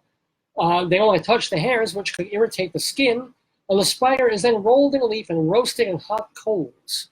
Once it's cooked, the spider is eaten by picking out bits of flesh rather than eating it like a crab. Apparently, tarantulas taste a bit like, not chicken, but shrimp. Bits of the meat can get stuck between your teeth, but luckily the tarantula's long fangs make excellent toothpicks. Jesus Christ. The eating of spiders is also very popular in Cambodia and Laos, where they're commonly toasted with, I guess they taste lousy. They're toasted on bamboo skewers over a fire and served whole with salt or chilies. Alternatively, some people prefer their spiders fried in butter with a clove of garlic. Okay. This book has legs, that's for sure. And we'll do one more mini chapter here. What is dancing eating? I've probably done this, even accidentally. What is dancing eating? Dancing eating, the slang name for odorigui, or is it odorigui? Odorigui. I got it on the third try. The slang name for odorigui is the Japanese practice of eating live animals. One common odorigi dish is a small transparent fish called shiro. More adventurous diners prefer to feast on. Now, see, they do keep a promise. That's important. They did promise that people eat live octopus, And what do you know? People eat live octopus in Japan. To prepare the dish, the chef will remove the live octopus from a small tank, slice off one tentacle, and then simply serve it on a plate with some soy sauce. Apparently, the limb continues to writhe and twist on the plate, and when you eat it, the suckers attach themselves to the roof of your mouth. Japanese are not alone in their taste for very, very, very fresh meat. In China, there is a popular dish called drunken shrimp, which is also eaten live. When the dish arrives, the shrimp are thrashing around in a bowl of sweet alcohol. They've got a lid on it so they won't escape. The shrimp should be left to swim in the alcohol for about 5 minutes before being eaten. The eater then plucks a shrimp from the bowl with chopsticks, removes the shrimp's head with his or her fingers, and then munches on its twitching body. And the Japanese also enjoy a similar dish called drunken crab. And we're going to do one more here, because it goes together. And this one you've heard of. This one even Homer Simpson has heard of. What dish, properly prepared, should contain just enough poison to numb your lips? The answer is the Japanese fugu dish, pufferfish or blowfish, regarded as an exceptional delicacy in Japan. Many people say it tastes just like chicken, although it is eaten more for the thrill than the taste. It has one of the most powerful poisons found in nature. In its natural environment, fugu is a peculiar-looking fish which can puff itself up into a large rounded ball when threatened by predators, and its main force is the lethal poison called tetrodotoxin, contained in its internal organs. One blowfish contains enough tetrodotoxin to kill 30 adult humans. Consequently, fugu chefs need to be exceptionally skilled and precise to ensure that all the poison parts of the fish are removed before serving.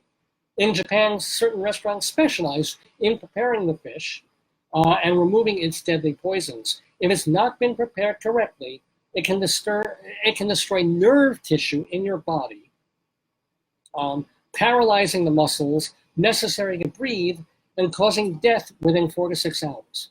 The most poisonous part of the pufferfish is the liver, which should be completely removed during preparation. Apparently, a skilled fugu chef will leave just enough poison to numb your lips. Even so, it's probably best not to annoy the chef. Ladies and gentlemen, we've been reading from Why Fish Fart by Francesca Gould. I am fascinated. I am amazed. I will not eat live Wrigley octopus. I think raw shrimp is pretty close to live shrimp, so I've accidentally eaten that. I remember actually I saw a plate of raw shrimp and I figured, let me try it, and I even had the claws on. I was new to the game. I had only been unkosher for a couple of years and used to eating shrimp in a Chinese restaurant or places like that where they were white and cooked. And I didn't realize that the ones that were sort of gray and veiny, they're not, it's a little weird to eat them that way, although they are served that way sometimes, and not to eat the crunchy tail part of it. I was kind of a dumb kid, I admit. But anyway, we've been reading Why Fish Fart as part of Storytime on Dave's Gone By on this Saturday, July 13th, 2019, with me, Dave Lefkowitz, here in the Daverhood. We're almost finished with the show. I promise we have one more piece of the puzzle to do for you. Very proud to ramp things up again, because we go to high and low culture on the program, don't we? I mean, we beg for ratings by showing our dog, right? I talk highbrow theater. I go sometimes lowbrow with the jokes. I get nostalgic with the news. Do all sorts of things and trivial with the trivia questions. Now it's time for going high culture again, into poetry, into doing our Colorado Limerick. Sorry, was supposed to play that. Our Colorado Limerick of the day. A limerick is a comic verse of 5 lines, in which lines 1, 2, and 5 will end with words that rhyme. And likewise, verses 3 and 4 also end with words that rhyme. So this is a limerick. Rocky Mountain, Colorado. Yes, indeed, words that rhyme. First and second line rhyme, the last line rhymes with them, and then the two in the middle rhyme with each other. That is a limerick, and generally limericks are a little bit naughty and tasteless and dirty, or have a cute little thing in the middle of them. So for no particular reason, months ago, I decided to create a bunch of limericks about various towns and places in Colorado. So started with a couple, and I couldn't stop. It was like Doritos, like Cheetos, like bagels for the bagel guy. I was like, whoa, and then they were coming at me. Well, we're up to the L's, at least at the moment, or sometimes I go backward and find some new ones, but we're up to the letter L, for those playing at home, and the town, Lakewood, Colorado. Lakewood, Colorado, for a Colorado limerick today. It's a home rule municipality. Just in case you were wondering about that, or what kind of municipality Lakewood is, it's a home rule municipality, which means basically they never were really ruled by anyone else but themselves, just west of Denver. So they're part of the greater metro Denver area. They got 150,000 people living there. It's run by the mayor and the council. It was incorporated back in 1969. So happy 50th birthday, Lakewood, Colorado. In your honor, we're going to do a poem. In the 1950s, this is so cool, it was the home of the Jewish Consumptive Relief Society for patients of tuberculosis. Colorado is one of the best places, I guess, for people who have breathing problems because it's so dry, and you got a lot of hot, sunny days from April on through almost October. That is a good place for them to go to get out of the Northeast and or to get out of rainy California. So we have the TB clinics here, Jewish TB clinics. I guess for all Jews who can't produce enough phlegm. They would come to Colorado in the 1950s, to Lakewood, Colorado specifically. And let's see, and it's also the home of Jews. See, we all can get along. Next to the Jewish Consumptive Relief Society, you've got Colorado Christian University. What could be more appropriate for when end times really does come? So Lakewood, Colorado, we're going to salute you with our weekly Colorado limerick of the damned. There was, I should also mention, I'm keeping you on Tinder hooks here. By the way, if you watch South Park and they talk about the Casa Bonita restaurant, that's in Lakewood. That inspired the South Park episode because those guys were from Denver and environs in South Park, Colorado. Okay, here we go. Our Colorado limerick of the damned, Lakewood, Colorado. There was a young hooker from Lakewood who wasn't so cute but could fake good. Why, every last wimp, no matter how limp, would watch her performance and make wood. That's our Colorado limerick of the damned, ladies and gentlemen, for this Saturday, July 13th, 2019, here on the Dave's Gone By Facebookio, Podcastio, Programmio of the stream. We have our Colorado limerick every week. We do our Inside Broadway. We do our story time. We have other segments like that come and go a little bit. But this is what we do. And we're very proud to do it every single week, 9 until noon or thereabouts, Eastern Time in the Daverhood, right here on this Facebook page, Dave's Gone By. We post the archives, one more time reminding you, at davesgoneby.com, davesgoneby.com. We've also been posting our MP3s on the podcasting service Castbox. Castbox, I think it's castbox.fm. So if you want to listen more like away from just your computer, sitting at your desk, sitting in your living room or breakfast table, you want us on the go, and you want to listen to our back podcasts, you can do that at castbox.fm. Also, on Facebook, God bless them, we run the videos live, and then they save them. Assuming they come out, you can go back and watch older episodes, really now for like a year and a half. Just keep scrolling down, and the videos are here. But if Facebook ever runs into a problem, you can always go to the website, davesgoneby.com, for the video and audio of each and every episode, basically since we started.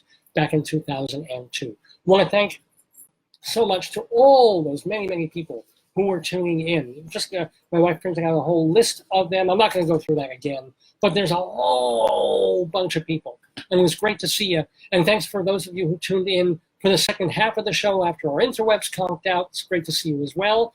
Should you be watching next Saturday, July 20th, for the 705th edition of Dave's Gone By? Oh, absolutely you should. Because I mentioned special guests before and celebrities. We got one coming, knock wood, live on the show next Saturday. If you saw on Broadway the Will Rogers Follies, I know this is going back a few years, with Keith Carradine playing Will Rogers, playing the titular character, if you don't mind my using that word. And one of the cool things about the show is, you're watching it, it starts, it got pretty scenery and Tommy Tune choreography, and suddenly out of the wings comes the chorus girl who is Will's favorite. And I remember seeing this decades ago, and this young woman comes out. She seems to be about 18 feet tall. She's on stage, and she seems tall to begin with. And gorgeous from head to, well, head's not down here unless she's doing somersaults, but from head to toe, knockout gorgeous.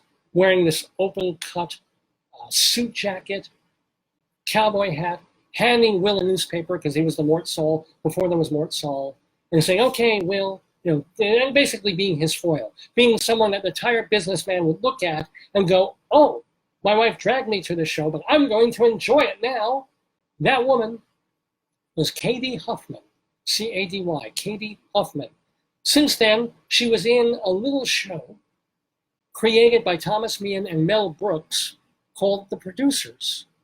She was the original Ula in The Producers on Broadway, which was the biggest hit of that. I mean, that was a juggernaut hit, at least when it had that original cast of Nathan Lane and Matthew Broderick and Katie Huffman. She's done other shows since, and some off-Broadway shows. She was in Curb Your Enthusiasm, a whole season of Larry David's show was devoted to Larry David trying to get into The Producers with Katie Huffman in that production, right? And also there was a possible, sexual chemistry going on with Larry in it. So that one and only, Katie Huffman. She is now doing theater. She's doing cabaret, and you can go see her. I don't have that information with me, but she's playing Peggy Lee. She's been working on this show for a while now.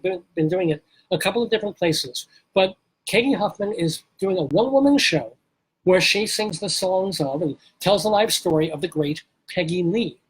So if you want to see that, Google Katie Huffman. And if you want to hear her talk to the one, the only, the Jewish Rabbi Saul Solomon, you're going to have to tune in live next week. She is calling in live. It is not pre-recorded. She will be calling in live to talk to Rabbi Saul on Dave's Gone By next Saturday, July 20th, from 9 until noon or thereabouts. Do we get them? I mean, recently we've had Anna Pascal and Melissa Errico and so many of these great folks who are doing theater, who are making music, who are doing wonderful things and taking a half hour or so out of their lives for this. Go figure. Anyway, I want to wish you all a very, very good week. Stay cool. It's going to be hot and blah, and then rain later in the week. Oh, well, at least if you're here in New York. What else? I've got to, I'm 3.5 hours. Nothing left to say except to go apologize to my wife again. And what else? No, that'll do it. That'll do it for this 704th edition of the Dave's Gone By Facebookio, Podcastio, Programmio of the stream. Thank you all so much for tuning in, for your thumbs up, for your messages, for playing along with the quiz. Thank you to my darling and adorable wife for helping with the show and for putting up with me. Thank you to my folks for putting up with both of us living here for these past bunch of months. And before we head out, let's play. What did I want to? Oh dear, what did I just want to? Let me see if I can find the song. Oh yes, just a reminder. If you can roll your minds back 3 hours ago to what I was talking about And to the title of this program, I'm going to dedicate this to the crazy bagel guy. The guy who gave us this phrase as he was going on a ridiculous, scary-ass rant for no apparent reason in the bagel shop this week, where people are telling him to pipe down. And he's like, "You're not my God, my father, or my boss." Let's hear the song that, well, used to hear this on TV all the time. And Gone By. Yes, no, maybe. I don't know. Can you repeat the question? You're the boss of me now. You're the boss of me now. That means you, Bank of America. You're not so big. You're the boss of me now. And once again, Gone By.